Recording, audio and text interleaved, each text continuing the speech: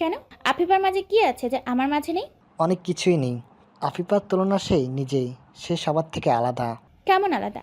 সর্দি লাগলে আফিফার নাক দিয়ে কি ঠান্ডা পড়ে না? নিয়ম করে কি ওর মেয়েলি অসুখ হয় না? খাওয়া বেশি হলে কি ওর পাতলা পায়খানা হয় না? আফিফা কি ঠাসঠুস করে পাদে না? প্রত্যেক দিন সকালবেলা সে কি বদনা হাতে নিয়ে পায়খানায় যায় না? সে কি হাগে না? তার হাগুতে কি গন্ধ নেই? নাকি আফিফা হাগলে তার পাছা দিয়ে সোনা পড়ে, কোনটা? আসসালামু আলাইকুম ভিউয়ার্স, সবাই কেমন আছেন? আশা করি সবাই ভালো আছেন। প্লিজ কেউ গল্প অল্প একটু শুনে বাজে কমেন্ট করবেন না, পুরোটা শুনে কমেন্ট করবেন। আর হ্যাঁ, আমাদের যদি কোনো ভুল ত্রুটি হয়ে থাকে, ডেসক্রিপশন বক্সে আমাদের নম্বর দেওয়া আছে, হোয়াটসঅ্যাপ আর ইমো করা। আপনারা ওই নম্বরে নক করবেন, ইনশাল্লাহ রিপ্লাই দেব। আর আমাদের গল্প যদি ভালো লেগে থাকে, লাইক আর শেয়ার করতে মোটেও ভুলবেন না। আর আমাদের চ্যানেলটি সাবস্ক্রাইব করে আমাদের সাথেই থাকবেন। ধন্যবাদ। চলুন গল্পটি শুরু করা যাক। আমি দরজা খুলে বাইরে বের হতে যাব, তখনই চমকে উঠলাম।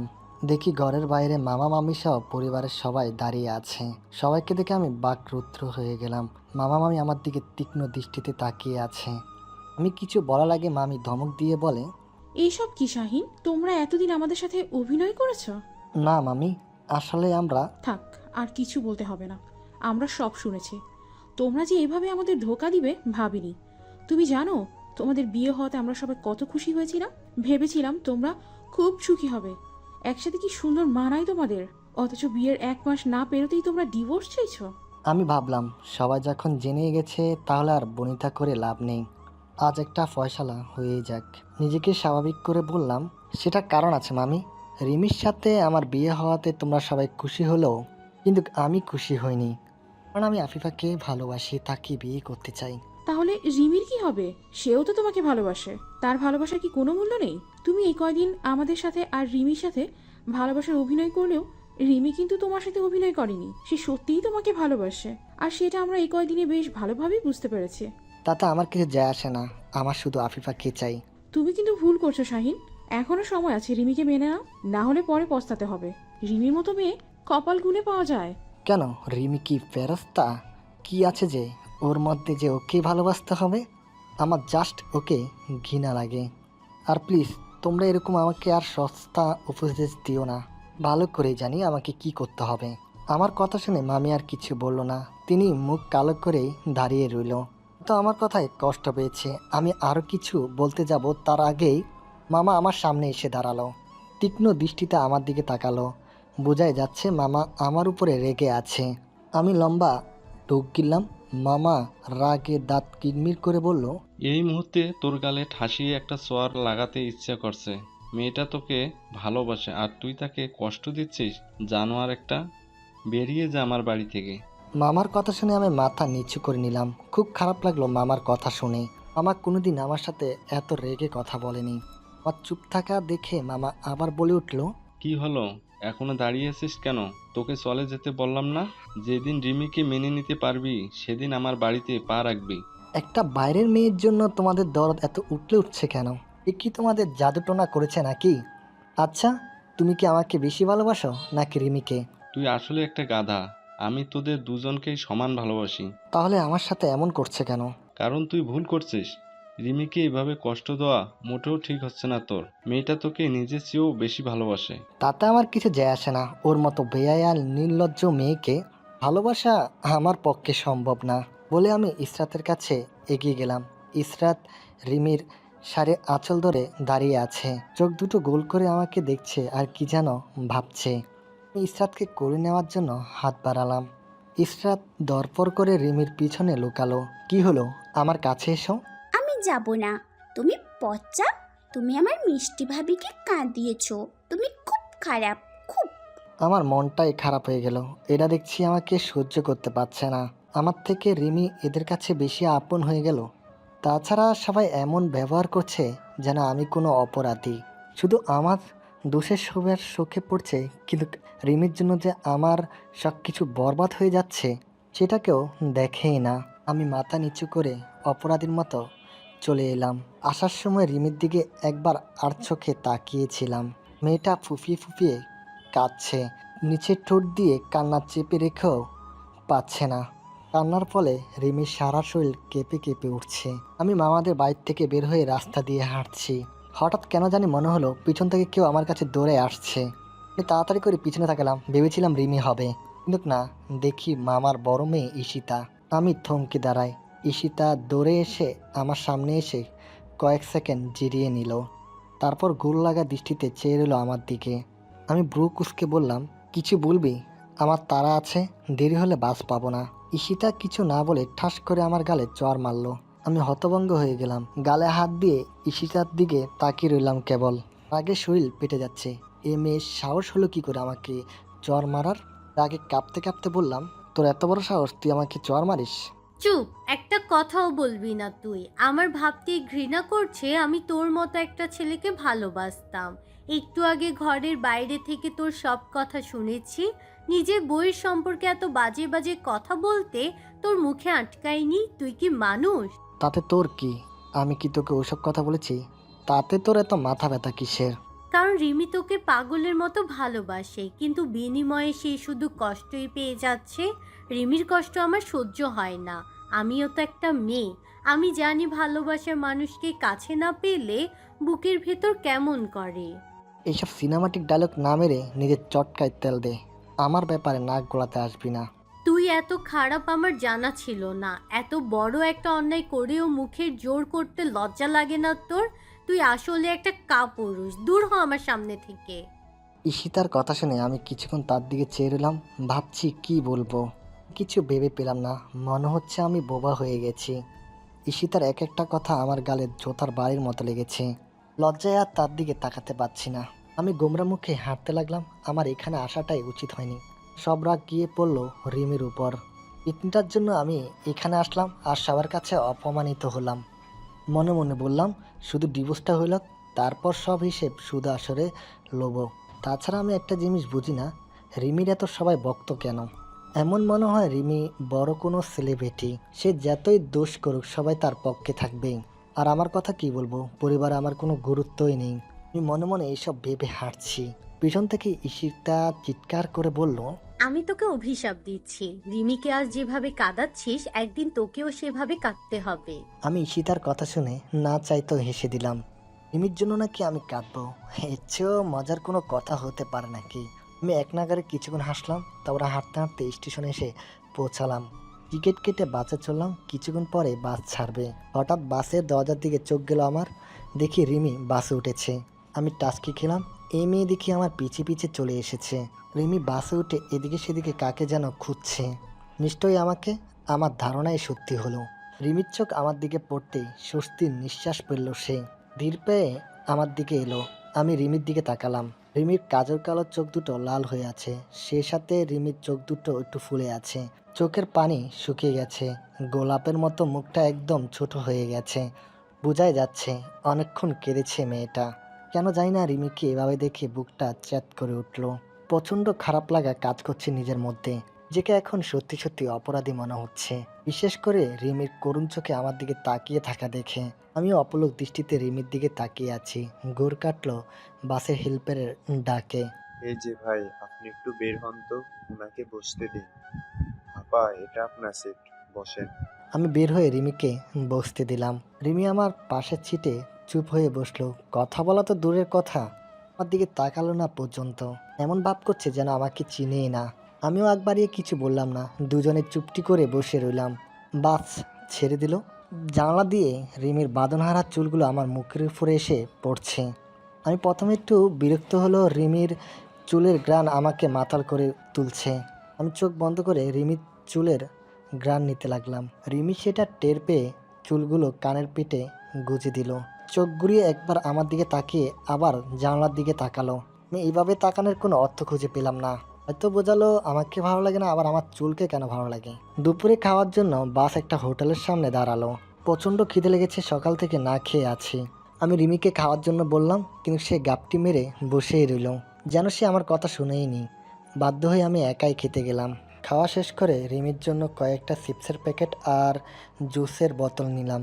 রিমি গাড়ি ঘোড়ায় চললে চিপস ছাড়া তেমন কিছু খায় না। আমি চিপসের প্যাকেট আর জুসের বোতল রিমিকে দিতেই সেগুলো জানলা দিয়ে বাইরে ফেলে দিল। আমি ধমক দিয়ে বললাম, খাওয়ার ইচ্ছা না করলে খাবি না, ফেলে দিলি কেন? টাকা কি তোর বাপ দিয়েছিল নাকি? রিমি আমার দিকে রাগির চোখ নিয়ে তাকালো, পার্স থেকে 100 টাকার একটা নোট নিয়ে আমার পকেটে ঢুকিয়ে দিল। মুখে কিছু বলল না। বাহ, রাগ তো দেখি ভালোই করেছে। অবশ্যই রাগ করাটাই স্বাভাবিক, এত কিছুর পরেও রাগ করাটা জায়েজ। রিমি চুপ করে আসে দেখে আমি আর কিছু না বলে সিটে হেলান দিয়ে ঘুমানোর চেষ্টা করলাম। তখন যে ঘুমিয়ে পড়েছি টের পাইনি। যখন ঘুম ভাঙে তখন দেখি আমরা পৌঁছে গেছি। আমি চোখ খুলে পাশে তাকাতে দেখি আমি রিমির কাঁধে মাথা দিয়ে ঘুমিয়ে আছি। রিমি আমাকে একভাবে চেয়ে আছে। আমার চোখ রিমির দিকে পড়তে রিমি দৃষ্টি সরিয়ে নিল। আমি রিমির কাঁধ থেকে মাথা তুলে নিজেকে স্বাভাবিক করলাম। এরপর দুজনে বাস থেকে নামলাম, একটা রিক্সা নিয়ে বাড়ি ফিরলাম। বাড়ি ফিরতে মা বাবার নানা রকম প্রশ্ন শুরু হয়ে গেল।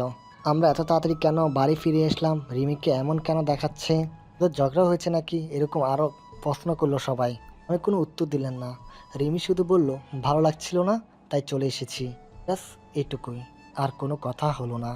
তবে মা বাবা, ছোট আব্বু, ছোট মা ঠিকই বুঝতে পেরেছে আমার আর রিমির মধ্যে কিছু একটা হয়েছে। রাতেও রিমি কিছু খেলো না, না খেয়ে চুপচাপ শুয়ে পড়লো। আমি অনেকবার রিমিকে খাওয়ার জন্য ডেকেছি, কিন্তু সে কোনো পাত্তা দেয়নি। বাকখানা এমন সারা জীবন না খেয়ে থাকবে সে। রিমি না খাওয়াতে আমিও কিছু খেলাম না। কোনো জানি না আমার গলা দিয়েও খাওয়ার নাম ছিল না। একটা অনুশোচনা কাজ করছিল নিজের মধ্যে।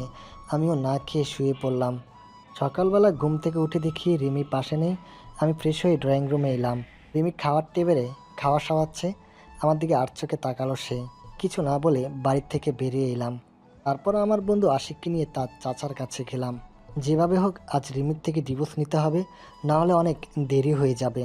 কারণ ক্রমশ আমার আর রিমির সম্পর্ক জটিল হয়ে পড়ছে। এভাবে চলতে থাকলে পরে আর কিছু করার থাকবে না। আমি আফিফাকে চিরদিনের জন্য হারিয়ে ফেলবো, যা আমি কিছুতেই চাই না। সারাদিন এদিকে এদিকে ছোটাছুটি করে শাওনের চাচার মাধ্যমে ডিভোর্স পেপার রেডি করলাম। শাওন অবশ্যই মানা করেছিল যাতে রিমিকে ডিভোর্স না দেই। আমি নাছুর বান্দা, রিমিকে আমি ডিভোর্স দিবই। ব্যাপারটাকে আমার পিছু ছাড়াতে হবে। অনেক রাত হয়ে যাওয়াতে আমি আর বাড়িতে যাইনি। আশিকের বাড়িতে থেকে যাওয়ার সিদ্ধান্ত নিলাম। মাঝরাতে মোবাইলের শব্দে ঘুমটা ভেঙে গেল। ডিসপ্লে ভেঙে যাওয়াতে কে কল দিয়েছে সেটা বোঝা যাচ্ছে না। কোনোভাবে ফোন রিসিভ করাতে রিমির কণ্ঠ কানে শুনলাম। কিছু না বলে ফোন কেটে বন্ধ করে রাখলাম। যা কথা হবে কাল সামনাসামনি দাঁড়িয়ে। পরের দিন সকালবেলায় ডিভোর্স পেপার নিয়ে বাড়ি ফিরলাম। হর্ন বিল বাজানোর আগে রিমি দরজা খুলে দিল। আমি অবাক হলাম। রিমি কি আমার অপেক্ষায় দরজার কাছেই ছিল নাকি? ভেবেছিলাম রিমি আমার সাথে কথা বলবে না, কিন্তু এবার সে মুখ খুলল। তাকে ভালোভাবে দেখে চোখ পাকিয়ে বলল, কাল সারাদিন কোথায় ছিলি? আমার ফোন রিসিভ করিসনি কেন? তুই নিজেকে কি ভাবিস বলতো? আমাকে এত কষ্ট দেওয়ার পরও তোর মন ভরে না? আমি রিমির প্রত্যুত্তরে কিছু বললাম না, চুপ করে তাকে দেখতে থাকি। আমার উপরে কত অধিকার খাটাচ্ছে মেয়েটা, অথচ একটু পরে সব শেষ হয়ে যাবে, আলাদা হয়ে যাব দুজন। আমার চুপ করে থাকা দেখে রিমি আবারও বলল, কি হলো? কথা বলছিস না কেন? কাল কোথায় ছিলি? আফিফার কাছে গিয়েছিলি তাই না? ঘরে আয়, তোর সাথে জরুরি কথা আছে। বলে আমি ঘরে এলাম। আমার পিছে পিছে রিমিও এলো। আমি ঘরে এসে সোফায় হেলান দিয়ে বসলাম। রিমি আমার সামনে এসে দাঁড়ালো, চোখে মুখে কৌতূহল। উৎসব গলায় বলল, কি কথা বলবি? আমি রিমির দিকে ডিভোর্স পেপারটা বাড়িয়ে দিয়ে বললাম, এখানে একটা সিগনেচার কর, তাহলে আমাদের ডিভোর্স হয়ে যাবে। আমি অনেক আগে সিগনেচার করে রেখেছি, এবার তোর পালা। আমার কথা শুনে রিমি যেন আকাশ থেকে পড়েছে এমন একটা ভাব করলো। বিস্মিত হয়ে তাকালো আমার দিকে, যেন আমার কথা তার বিশ্বাসে হচ্ছে না। ভাবছি আমি মজা করছি, রিমি কিছু বলতে যেও বলতে পারে না, আর গলা ধরে আসে, কান্না করে দিবে এমন একটা অবস্থা। আমি জানি রিমির খুব কষ্ট হচ্ছে, কিন্তু আমার কিছু করার নেই। আমি শান্ত গলায় বললাম, কি হলো, তাড়াতাড়ি সিগনেচার কর। তুই কিন্তু আমাকে কথা দিয়েছিলি, তোর সত্য মানলে তুই আমাকে ডিভোর্স দিবি। আমি তোর দেওয়ার সব সত্য মেনেছি, এখন তুই তোর কথা রাখ। রিমি মায়া মায়া চোখে আমার দিকে তাকালো। কয়েক সেকেন্ড আমার দিকে তাকিয়ে হঠাৎ চেহারার এক্সপ্রেশন বদলে গেল। যে রিমি একটু আগে কান্না করতে চেয়েছিল, সে মেয়েটা এখন হু হু করে হেসে উঠল। অদ্ভুত এক হাসি, রিমির হাসি দেখে আমার কপালে ভাঁজ পড়ে। এমন একটা অবস্থায় রিমির হাসির কারণ পাই না আমি। ভেবেছিলাম ডিভোর্সের কথা শুনে রিমি কাঁদবে, আমার কাছে অনুনয় বিনয়ের সুরে বলবে তাকে যেন ডিভোর্স না দেই, কিন্তু রিমি সেসব না করে হাসছে, হাসি যেন থামছেই না তার। তাকে আবার ডিভোর্সের কথা শুনে পাগল হয়ে গেল। আমি কিছু বলতে যাব, হঠাৎ দেখি রিমি ডিভোর্স পেপারটা মাঝ বরাবর ছিঁড়ে দিল। এরপর মুহূর্তের ভিতরে ডিভোর্স পেপারটা ছিঁড়ে টুকরো টুকরো করে ফেললো। রিমির এমন কাণ্ডে আমি লাফ দিয়ে উঠে দাঁড়ালাম। রিমির ডিভোর্স পেপারে চিড়ে টুকরোগুলো আমার মুখের উপরে ছুঁড়ে মেরে দিকে বেঞ্চি কেটে বলল, আরও লাগবে সিগনেচার, নে বেশি করে নে, সিগনেচার করে দিলাম। আমার রাগ যেন থামে না, আমি কি করবো ভেবে পাচ্ছি না। রাগ সামলাতে না পেরে রিমিকে ঠাস করে চর মারি। চর খেয়েও রিমি কিলকিল করে হাসতে থাকে। আমি আশ্চর্য হলাম, কোন মেয়ের পাল্লায় পড়লাম রে বাবা। চর খেয়েও মানুষ হাসে কি করে। রিমি হাসতে হাসতে সোফার উপরে গিয়ে বসলো। দাঁত কিরমির করে বললাম, ডিভোর্স পেপারটা ছিনলি কেন? তুই জানিস এই পেপারটার জন্য আমাকে কত কাঠখড় পোহাতে হয়েছে, কত জায়গায় দৌড়াদৌড়ি করেছি। সব জানি। তোর বন্ধু আকাশ আমাকে ফোন করে বলেছে, কিন্তু তুই ভাবলি কি করে আমি তোকে ডিভোর্স দিব? তুই আমাকে কথা দিয়েছিলি। কথা দিলেই সেটা রাখতে হবে, তার কোনো মানে নেই না। রিমি, তুই কিন্তু আমার সাথে বেইমানি করছিস। তোকে নিজের করে পাওয়ার জন্য আমার হাজারটা বেইমানি আমি করতে প্রস্তুত। তার মানে তুই আমাকে ডিভোর্স দিবি না, তাই তো?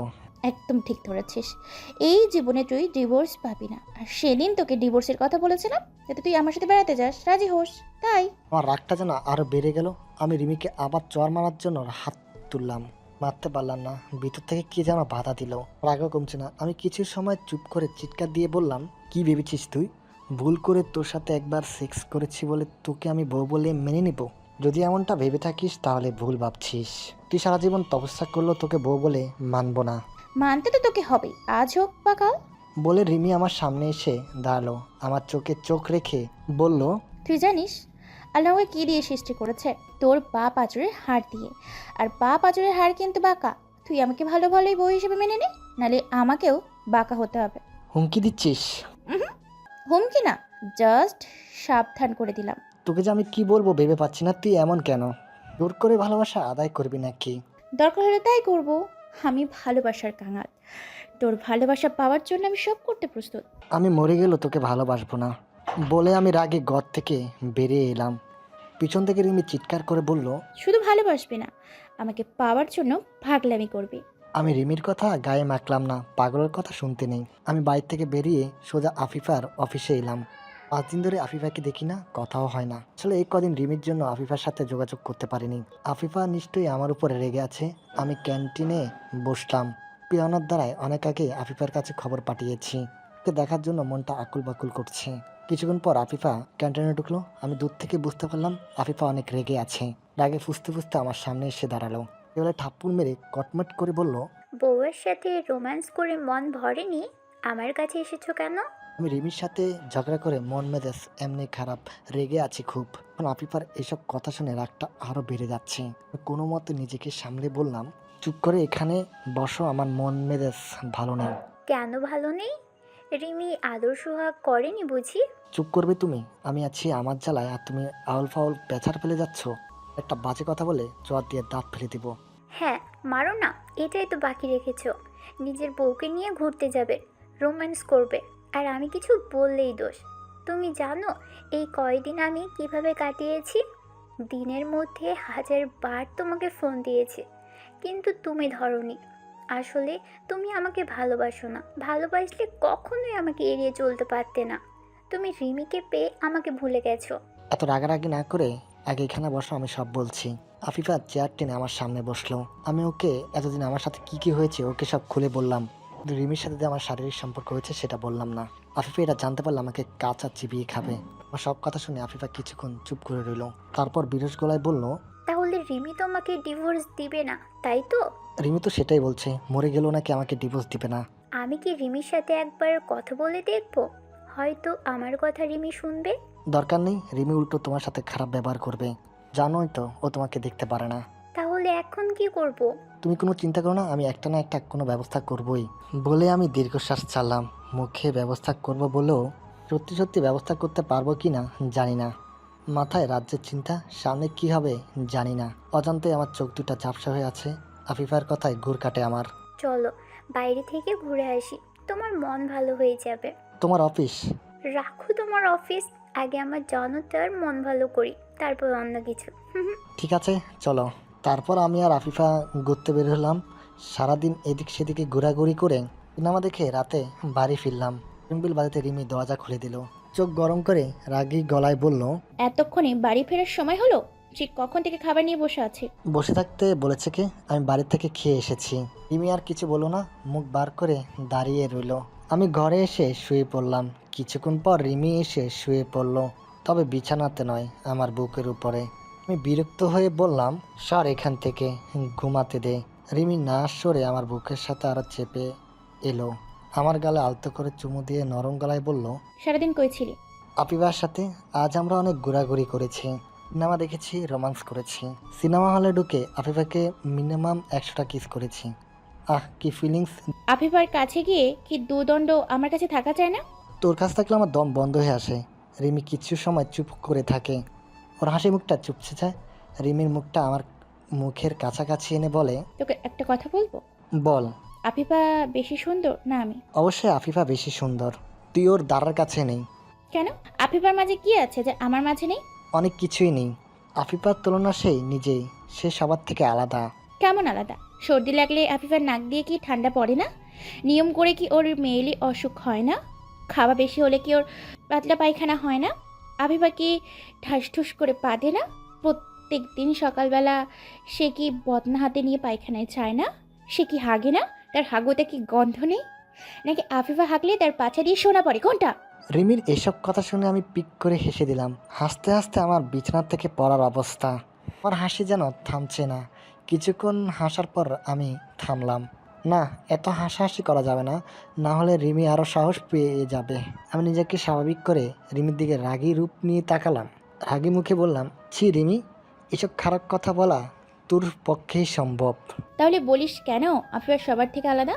তুই এমনভাবে আফিফার প্রশংসা করিস যেন সে স্বর্গ থেকে নেমে আসা পড়ি। চত্ব সব। আমি রিমির প্রতি উত্তরে কিছু বলতে পারি না, আবার হাসতে শুরু করি।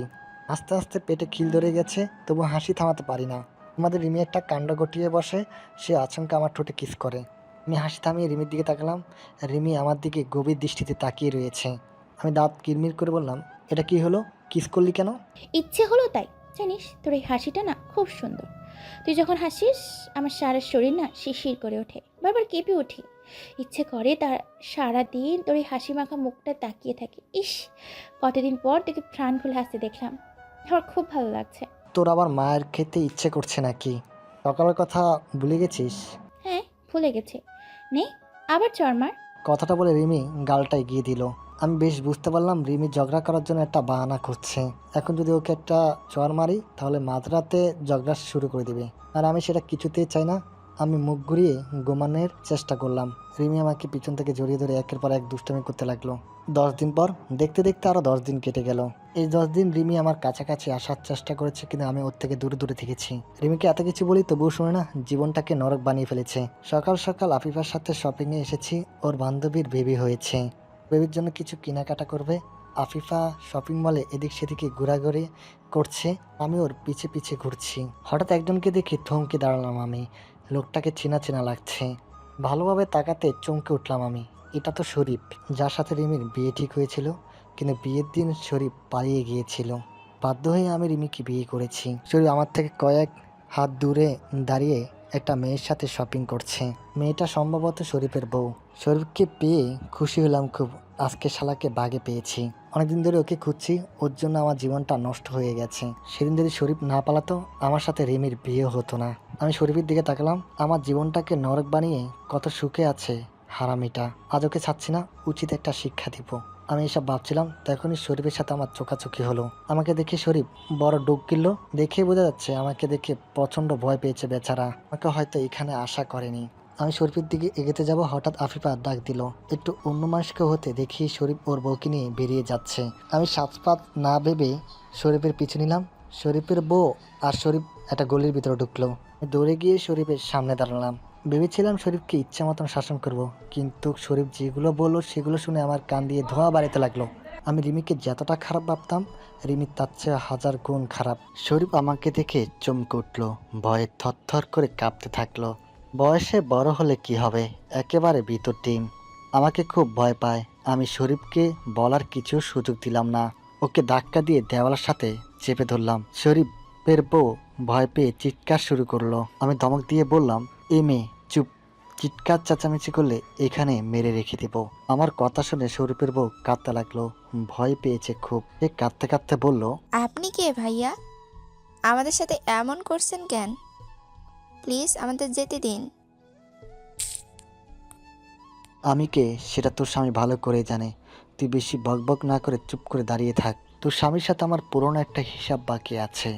বলে আমি শরীফের দিকে তাকালাম। শরীফ ভয়ে কাচুমাচু হয়ে তাকিয়ে আছে, মুখটা ফাটা বেলুনের মতো শুপছে গেছে। আমি কিছু না বলে শরীফকে ঠাস করে চর মারলাম। শরীফ আরও ঘাবড়ে গেল, কান্না মাখায় গলায় বলল, শাহিন ভাই, আপনি আমাকে মারছেন কেন? আপনি যা চেয়েছিলেন সেটাই তো হয়েছে। আল্লাহর কসম করে বলছি, আমি কাউকে কিচ্ছু বলিনি। প্লিজ আমাকে মারবেন না। হারামজাদা, তোর জন্য আমার জীবন নষ্ট হয়ে গেল। তোকে মারবো না তো কি চুম্মু খাবো? আপনি এসব কি বলছেন শাহিন ভাই? আমি তো কিছুই বুঝতে পারছি না। আমি আবার শরীফকে চর মারলাম। চর খেয়ে শরীফ কেঁদে দিবে এমন একটা অবস্থা। তবুও আমি শান্ত হলাম না। মেজাজ আমার বিগড়ে গেছে, রাগ ক্রমশে বাড়ছে। আমি শরীফের কলার ধরে দাঁত কিরমির করে বললাম, বুঝাবো না বোঝার ভান করছিস? সেদিন পালিয়ে গেছিলি কেন? রিমিকে বিয়ের ইচ্ছা না থাকলে একবার জানাতি, পালালি কেন? তোর জন্য আমাদের সব মান সম্মান ধুলে মিশিয়ে গিয়েছিল। জানিস সেদিন কি হয়েছিল? তুই পালিয়ে যাওয়াতে আমাকে রিমিকে বাধ্য হয়ে বিয়ে করতে হয়েছে। আমার জীবনটা বরবাদ হয়ে গেছে। আপনার মাথা কি খারাপ হয়ে গেছে নাকি? তখন থেকে পাগলের মতো এইসব কি বলে যাচ্ছেন? আমি পালাতে যাব কেন? আপনি তো আমাকে কিডন্যাপ করেছিলেন। আমি শরীফের কথা শুনে হাজার ভোল্টের শট খেলাম। বলে কি এ লোক, আমি শরীফকে কিডন্যাপ করেছিলাম? বুঝতে পারছি না আমার মাথা খারাপ হয়ে গেছে নাকি শরীফ ভয় পেয়ে উল্টাপাল্টা বকছে। আমি শরীফের দিকে তীক্ষ্ণ দৃষ্টিতে তাকালাম, চোখ মুখ গরম করে তারপর বললাম, কি বললি তুই? আমি তোকে কিডন্যাপ করেছিলাম? তা নয় তো কি, সেদিন আপনাদের বাড়ি আসার সময় পথে আপনার বন্ধুরা আমাকে কিডন্যাপ করেছিল। কি ভেবেছেন আমি কিচ্ছু জানি না? আপনার বন্ধুরা আমাকে সব বলেছে। শরীফের কথা শুনে কপাল আমার পিষে উঠে গেল। শরীফ কি বলছে আমার মাথায় ধরছে না। আমি শরীফের কলার আর শক্তভাবে চেপে ধরলাম। মুখটা আমার কাছাকাছি এনে ধমক দিয়ে বললাম, আমার বন্ধুরা তোকে কিডন্যাপ করবে কেন? কারণ আপনি চাইতেন না আমার আর রিমির বিয়ে হোক। এবার আরো অবাক হলাম। চোখ বড় বড় করে শরীফের দিকে তাকিয়ে রইলাম কিছুক্ষণ। রাগে গজগজ করে বললাম, কি বললি? আমি চাইতাম না তোর আর রিমির বিয়ে হোক? হুম। আবার চর খাওয়ার ইচ্ছে হয়েছে নাকি? আরে আমি বিয়ের সব আয়োজন করলাম আর আমি চাইতাম না তোর আর রিমির বিয়ে হোক? মাথার সব স্ক্রু ঢিলা হয়ে গেছে নাকি? আমার মাথা ঠিকই আছে, আপনার মাথা খারাপ হয়ে গেছে। আপনি বিয়ের এত সব আয়োজন নিজের জন্য করেছিলেন। আপনার বন্ধুরা আমাকে সব বলেছে। কি বলেছে আমার বন্ধুরা?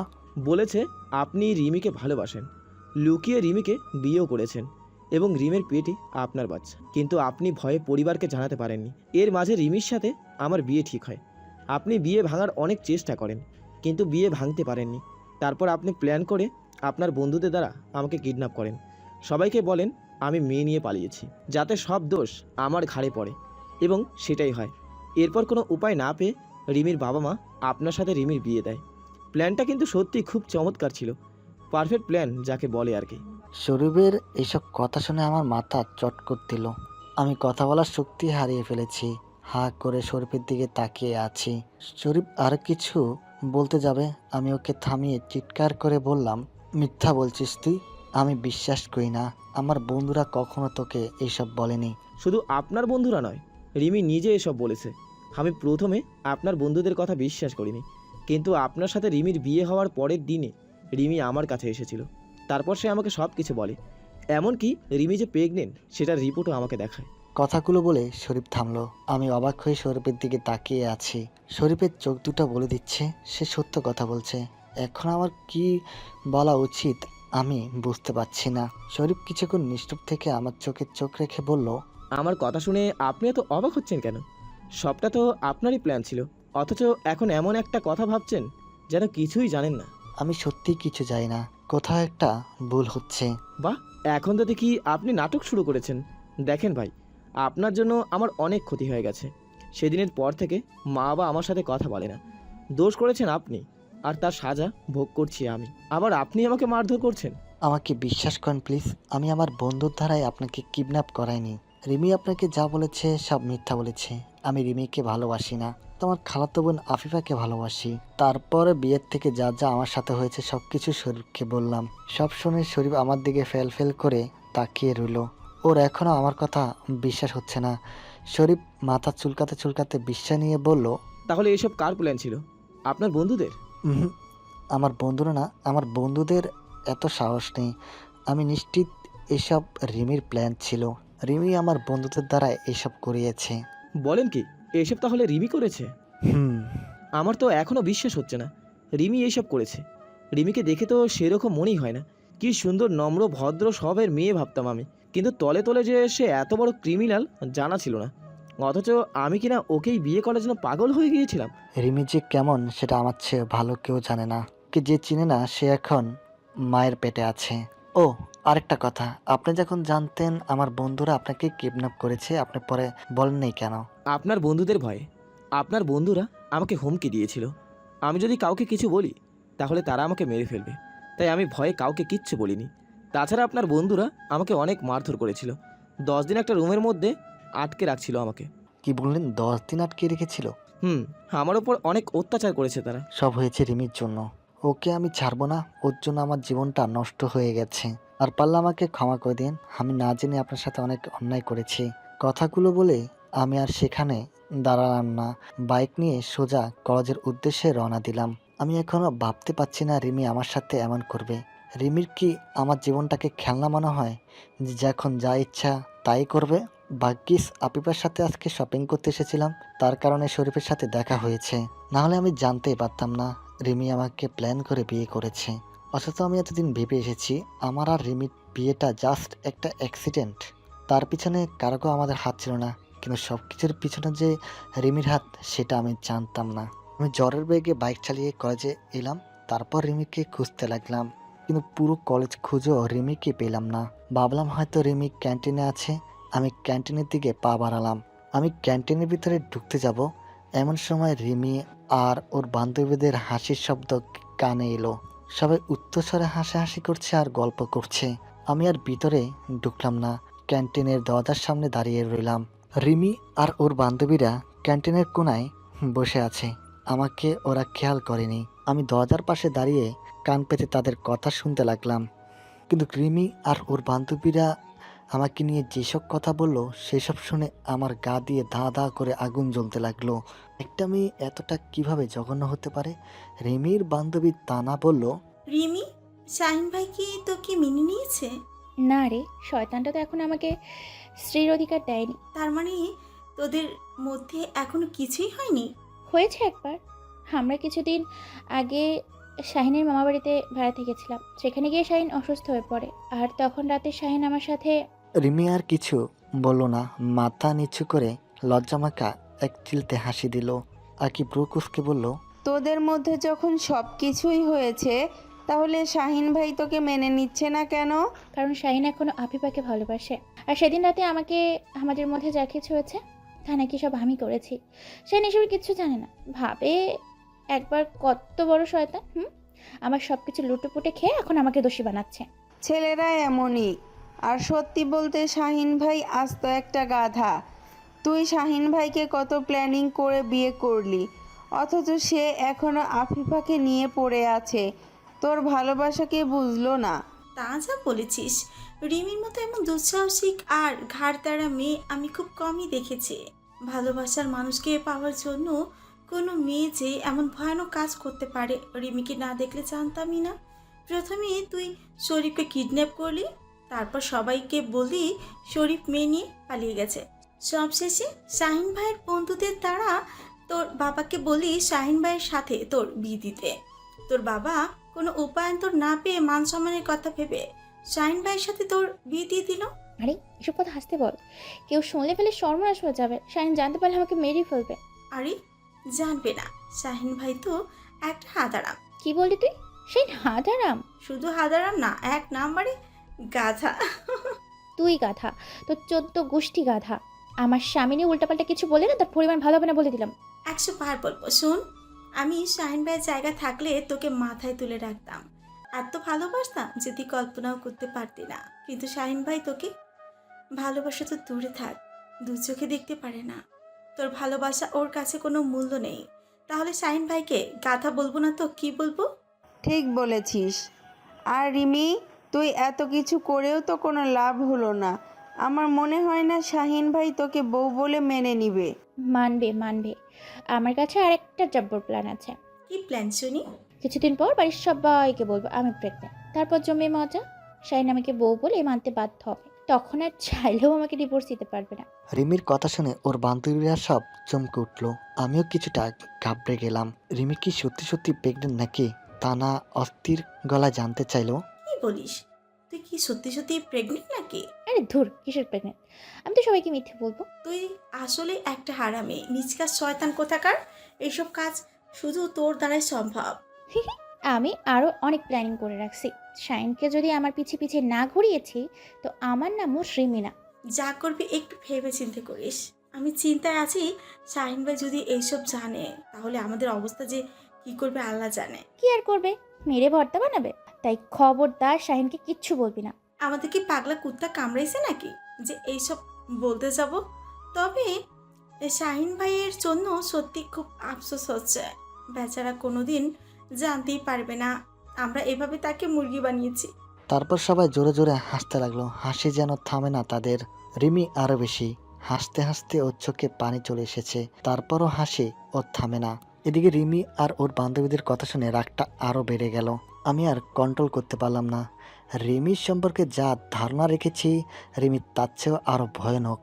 সব কিছু আগে থেকে প্ল্যানিং করে রেখেছে। আমি মনে মনে বললাম, দাঁড়া পেতনি, তোর প্ল্যানিং আমি বের করছি। এমন শিক্ষা দিব যে সারা জীবন মনে রাখবি। আমি রাগে ফুসতে ফুসতে ক্যান্টিনের ভিতর ঢুকলাম। তারপর রিমির সামনে গিয়ে দাঁড়ালাম। আমাকে দেখার সাথে সাথে সবাই চুপসে গেল। আমাকে দেখে সবার ভয় আর আতঙ্কের চাপ। সবাই ভাবছে আমি তাদের কথা শুনে ফেলেছিলাম কিনা, কিন্তু আমি এমন ভাব ধরছি আমি তাদের কথা কিছুই শুনিনি। মনে মনে সিদ্ধান্ত নিলাম এখানে রিমিকে কিছু বলবো না, সবার সামনে ভালো ব্যবহার করব। আগে রিমিকে বাড়িতে নিয়ে যাই, তারপর আস্থা মতো সাহসটা করব। তখন হাসি তো দূরের কথা, কেঁদেও কুল পাবে না। আমি রাগটাকে কন্ট্রোল করে কোনো মতে সবার দিকে এক নজর তাকালাম। হাসি মুখে বললাম, কি নিয়ে এত হাসাহাসি হচ্ছে শুনি? কিছু না ভাইয়া, এমনি গল্প করছিলাম। আপনি দাঁড়িয়ে আছেন কেন? বসেন না। রিমির সাথে চেয়ার টেনে বসলাম। রিমি একবার আমার দিকে তাকিয়ে আবার মুখ ঘুরিয়ে নিল। রিমির বান্ধবী মো আমার পেটে গুঁতো দিয়ে বলল, শাহিন ভাই, আপনার বিচার আছে। কেন, কি করেছি আমি? আপনি রিমিকে একটু ভালোবাসেন না, তাকে শুধু কষ্ট দেন। কে বলেছে ভালোবাসি না? রিমি বলেছে। মিথ্যা বলেছে। আমি রিমিকে অনেক ভালোবাসি। বিশ্বাস হচ্ছে না? দাঁড়াও, প্রমাণ দিচ্ছি। বলে আমি রিমির গালে আচমকা কিচ করি। রিমির চমকে উঠল, চোখ অবাক করে আমার দিকে তাকালো। এক পলক তাকিয়ে থেকে মাথা নিচু করে নিল। রিমির চেহারা এক সেকেন্ডে চেঞ্জ হয়ে গেছে। সারা মুখে লজ্জার আভা ছড়িয়ে গিয়েছে। রিমি হয়তো ভাবতে পারেনি আমি এমন কাণ্ড করব। সে মাথা নিচু করে মিনমিনিয়ে বলল, কি করছিস এসব? সবাইকে দেখছে তো। দেখুক, কার ব্যাপার কি? আমি তো আমার বউকে কিস করেছি, অন্য কাউকে তো আর কিস করিনি। তুমি চাইলে আরো কিস করব। রিমি আমার কথা শুনে আরো অবাক হলো। বিস্তৃত চোখে আমাকে দেখছে। আমি রিমির গা ঘেঁষে আরো একটু বসলাম। তারপর রিমির নরম হাত দুটো আমার মাঝে নিলাম। রিমি আমার এমন অবস্থা দেখে যেন অবাকের শেষ হচ্ছে না। আমার এমন অবস্থা দেখে রিমির বান্ধবীরা অবাক। সবার এরকম চেহারা দেখে মনে মনে হাসি দিলাম। রিমির সাথে ভালো ব্যবহার করার কারণ আছে, যাতে আরও ওকে কষ্ট দিতে পারি যেমন ও আমার সাথে করেছে।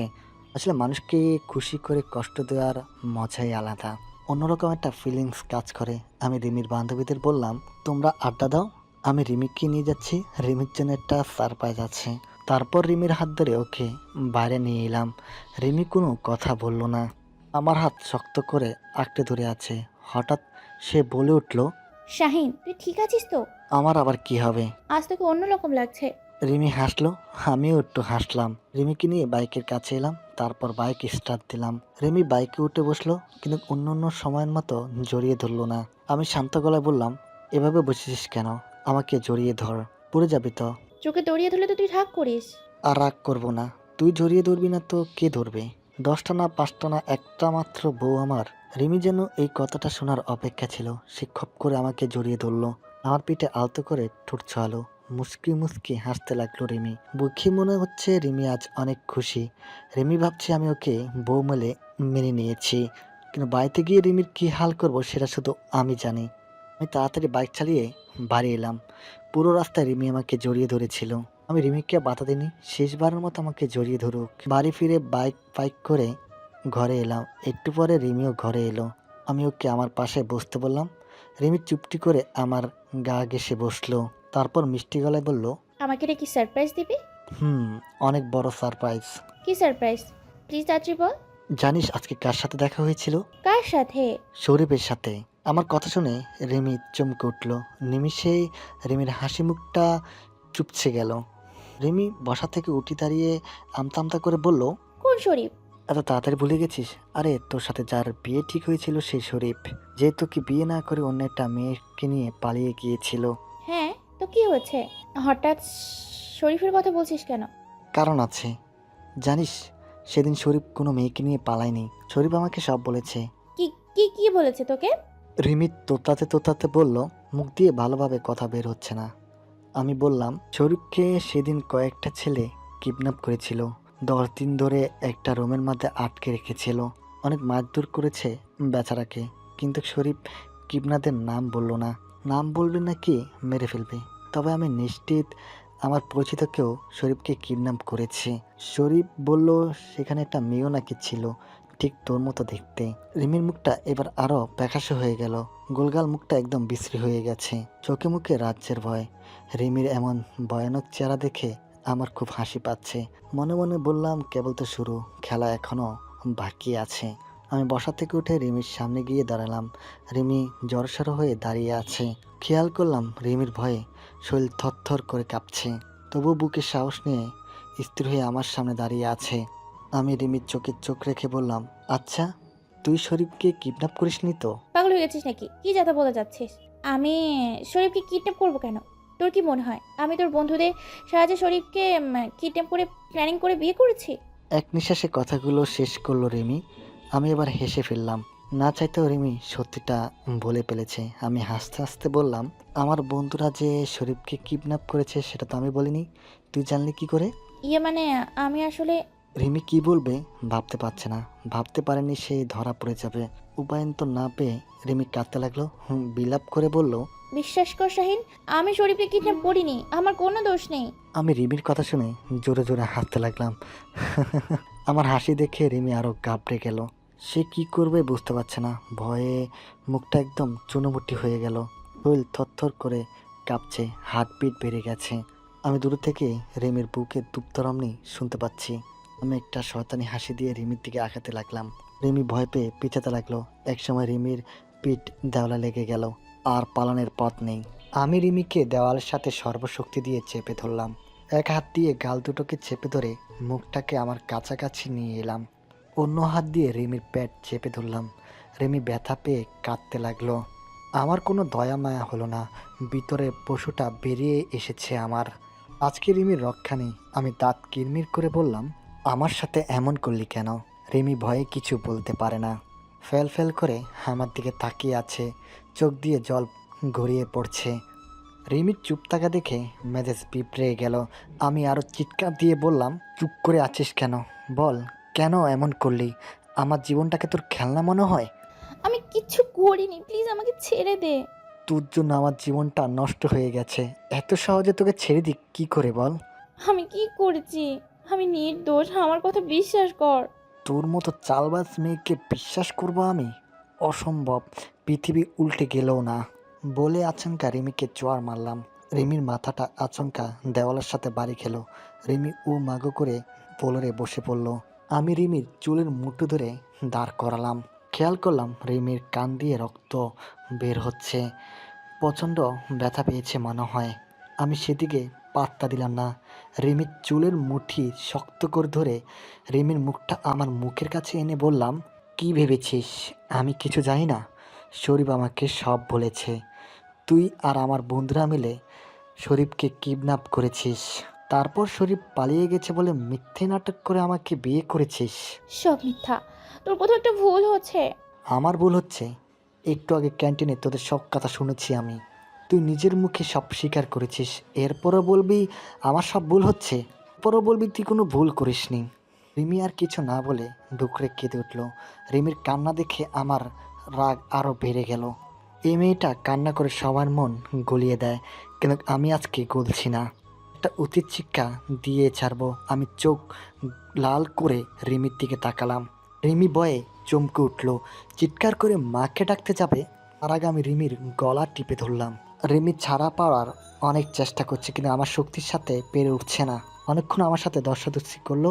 গলা চাপ দেওয়াতে রিমির জিভটা বেরিয়ে অনেকটা চলে এসেছে, চোখ ছোট হয়ে এসেছে, মনে হচ্ছে দম এক্ষুনি বেরিয়ে যাবে। আমি রিমিকে ছেড়ে দিলাম। রিমি দেওয়ালের সাথে ডেলান দিয়ে জোরে জোরে শ্বাস নিতে লাগলো। আমি রিমিকে কাছে টেনে বুকের সাথে এমনভাবে চেপে ধরলাম যেন সে লড়াছাড়া না করতে না পারে। তারপর কোমরে চাপ দিয়ে রিমিকে কিছুটা উপরে তুলে কাছাকাছি এনে বললাম, কষ্ট হচ্ছে খুব? রিমির মুখ দিয়ে কোনো কথা বের হলো না, ভয়ে একদম কুঁপড়ে গেছে, নিঃশব্দে চোখে জল ফেলছে। আমি আবারও বললাম, তোর মতো আমারও খুব কষ্ট হচ্ছে, তুই আমার সাথে এটা কিভাবে করতে পারলি? রিমি এবার মুখ খুলল, চোখ পিটপিট করে তাকালো কয়েকবার, তারপরে করুণ সুরে বলল, আমি তোকে হারাতে চাইনি, তাই এসব করেছি। প্লিজ আমাকে ভুল বুঝিস না, আমার কথাটা একটু শোন। কি শুনবো আর? কিছু করার বাকি রেখেছিস? আমি নিরুপায় হয়ে এসব করেছি, তোকে ভালোবাসি। আমি আবার রিমিকে চড় মারলাম। রিমির ঠোঁট কেটে গেল, ঠোঁট দিয়ে রক্ত বের হতে লাগলো। আমি সেদিকে মন না দিয়ে জাজালো গলায় বললাম, তোর এই বালের ভালোবাসার জন্য আমার জীবন নষ্ট করলি কেন? তোরে শুধু ভালোবাসার অধিকার আছে, আমার নেই। তোর জন্য আফিফা আমার থেকে দূরে চলে গেছে। রিমি আর কিছু না বলে আমার পা দুটো চেপে ধরে হামাও করে কাঁদতে লাগলো। কিছুক্ষণ এভাবে কাঁদার পর ভাঙ্গা গলায় বলল, আমার ভুল হয়ে গেছে শাহিন, প্লিজ আমাকে ক্ষমা করে দে, এইভাবে আর কষ্ট দিস না। কেবল তো শুরু, আমি তোকে তিলে তিলে কষ্ট দিয়ে মারবো। কথাটা বলে রিমিকে জোরে লাথি মারলাম। রিমি কয়েক হাত দূরে ছিটকে পড়ল, দাঁড়াতে পারছিল না, তবুও কোনোভাবে উঠে দাঁড়ালো। আমি ভয়ঙ্কর হাসি দিয়ে রিমির কাছে যেতে লাগলাম। রিমি আরও ভয় পেয়ে গেল। হঠাৎ রিমি আমাকে ধাক্কা দিয়ে পালানোর চেষ্টা করে, কিন্তু তাড়াহুড়ায় পাশের টেবিলের সাথে গুঁতো খেয়ে উবর হয়ে পড়ে গেল। মাথাটা ফুলের সাথে আঘাত খেয়ে ফেটে যায়, মাথা থেকে ঝরঝর করে রক্ত পড়তে থাকে। রিমির কপালটা রক্ত দিয়ে লাল হয়ে যায়। এত কিছুর পরও আমি শান্ত হতে পারলাম না।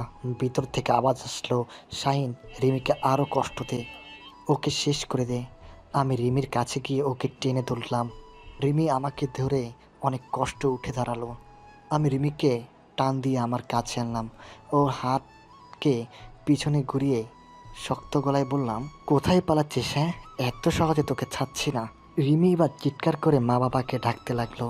আমি রিমির মুখ চেপে ধরে ধাক্কা দিয়ে বিছানায় ফেলে দিলাম। তারপর রিমির গলা টিপে ধরলাম, দাঁত কিরমির করে বললাম, আজকে তোকে মেরেই ফেলবো, এটা আমার জেল হোক বা ফাঁসি হোক, এটা আমি পরোয়া করি না। আগের বারের মতো রিমি নিজেকে ছাড়ানোর চেষ্টা করলো না। ওর শরীরে আর শক্তি অবশিষ্ট নেই, হাত পা ছেড়ে দিয়েছে, শুধু চোখ বড় বড় করে আমাকে দেখছে আর ঘুমাচ্ছে। আমি যেন আজ পাথর হয়ে গেছি, মানুষ থেকে পশুতে রূপান্তরিত হয়েছি, হিতাই জ্ঞান হারিয়েছি। রিমির এমন করুণ অবস্থা দেখে আমার মাঝে কোনো মায়া দেওয়া হচ্ছে না, বরং মনে মনে খুশি হলাম। এদিকে রিমির চিৎকার আর ঘুমানির শব্দ পেয়ে মা বাবা, ছোট মা, ছোট আব্বু সবাই রুম থেকে বেরিয়ে আসলো।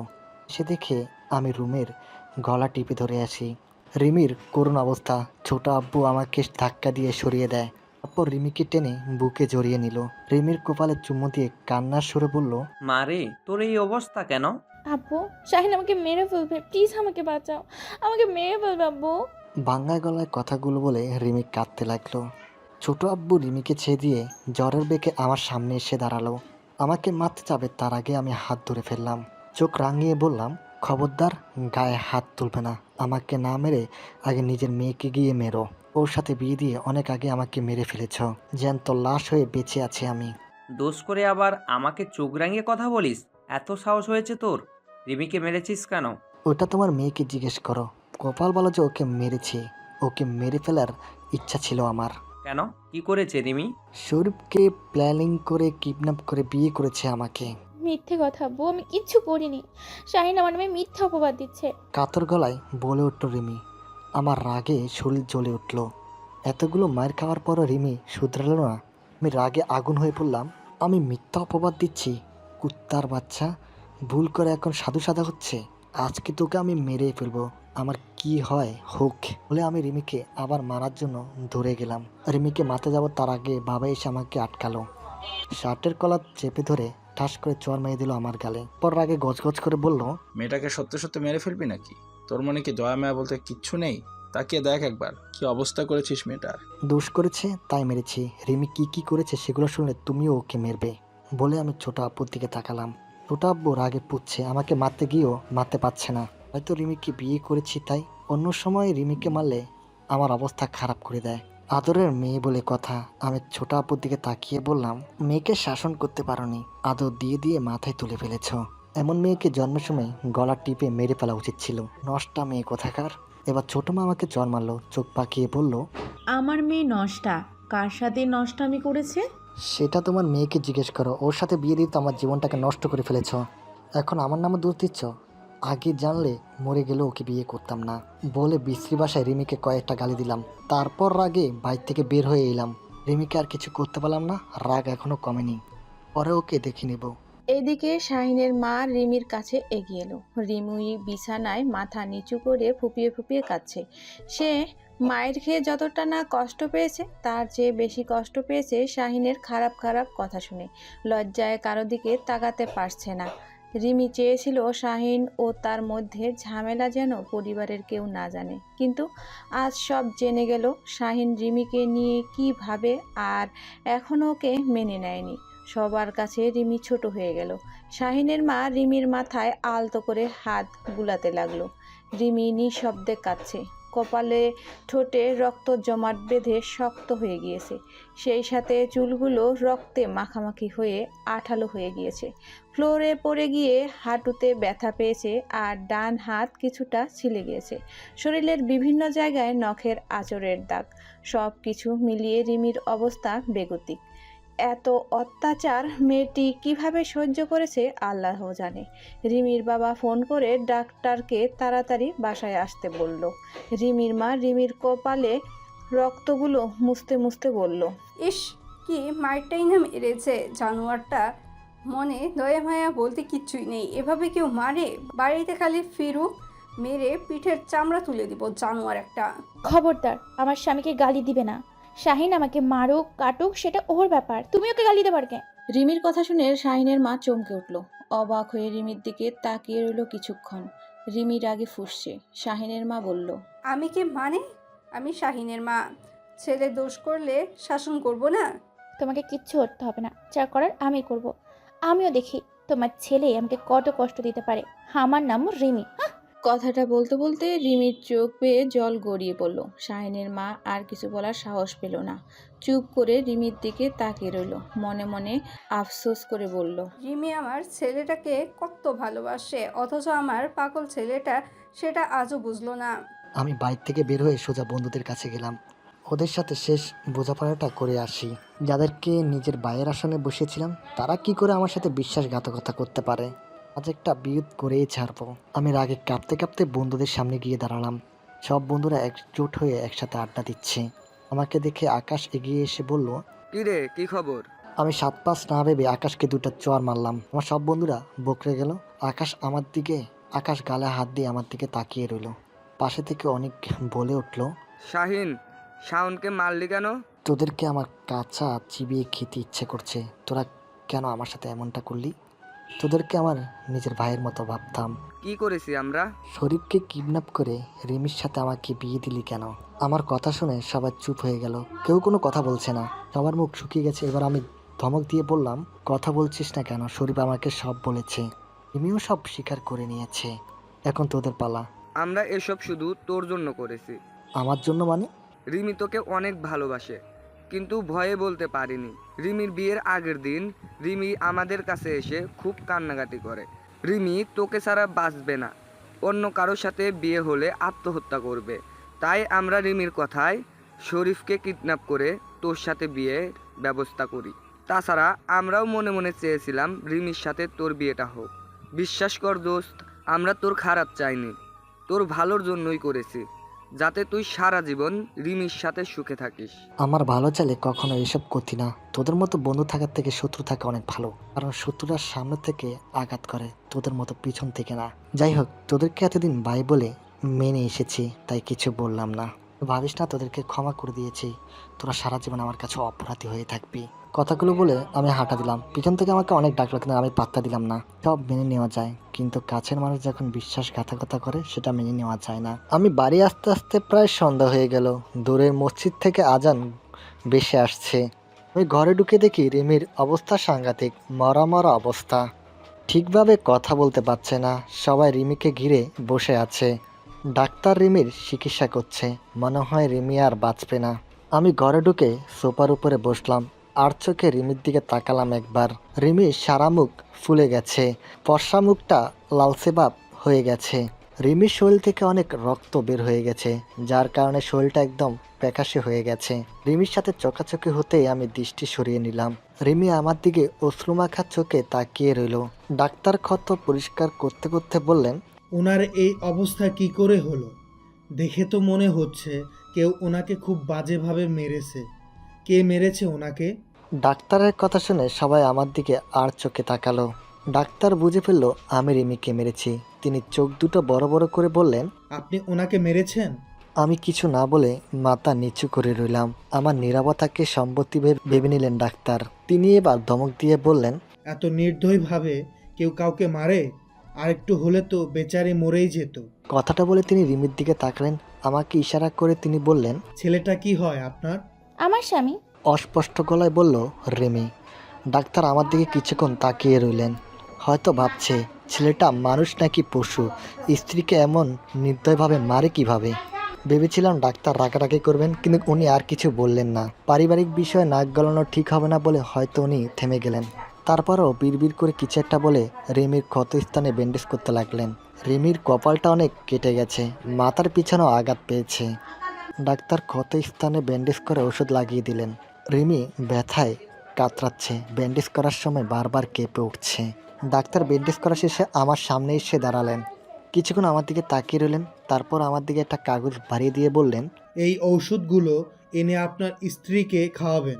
আরেকটা কথা, স্ত্রীকে ভালোবাসতে শিখুন, কারণ এই জগতে মা বাবার পর একমাত্র স্ত্রী আপনাকে নিঃস্বার্থভাবে ভালোবাসবে। তারপর ডাক্তার চলে গেলেন। আমি প্রেসক্রিপশন হাতে নিয়ে জিম মেরে বসে রইলাম। মা আমার সামনে এসে বলল, এখনো বসে আছিস যে, যা ওষুধগুলো নিয়ে আয়। আমি একবার ব্রু কুচকে প্রেসক্রিপশনের দিকে তাকালাম। ডাক্তার এখানে ওষুধের নাম না লিখে যদি কয়েকটা বিষের নাম লিখতো ভালো হতো। চিরদিনের জন্য রিমির থেকে মুক্তি পেতাম। আমি রাগে প্রেসক্রিপশনের কাগজটা ছিঁড়ে ফেললাম। তারপর রিমির দিকে তাকিয়ে কড়াই গলায় বললাম, ওকে ওষুধ খাইয়ে কোনো লাভ হবে না, কিছুদিনের মধ্যে ওকে এমনি মেরে ফেলবো। সবাই আমার কথা শুনে চমকে উঠলো। বাবা মাকে মারার জন্য তেড়ে এলো, কিন্তু মা কোনোভাবে বাবাকে সামলালো। আমি ভয় বা বিচলিত হলাম না। অন্য সময় হলে আমি দৌড় লাগাতাম। জানি না আজ এত সাহস কোথা থেকে এলো। আমি ছোট আব্বুর সামনে দাঁড়ালাম। মেয়েকে বাঁচাতে চাইলে মেয়েকে ডিভোর্স দিতে বলো। আমি মরে গেলেও ডিভোর্স দিব না। আচমকা রিমি কথাটা বলে উঠল।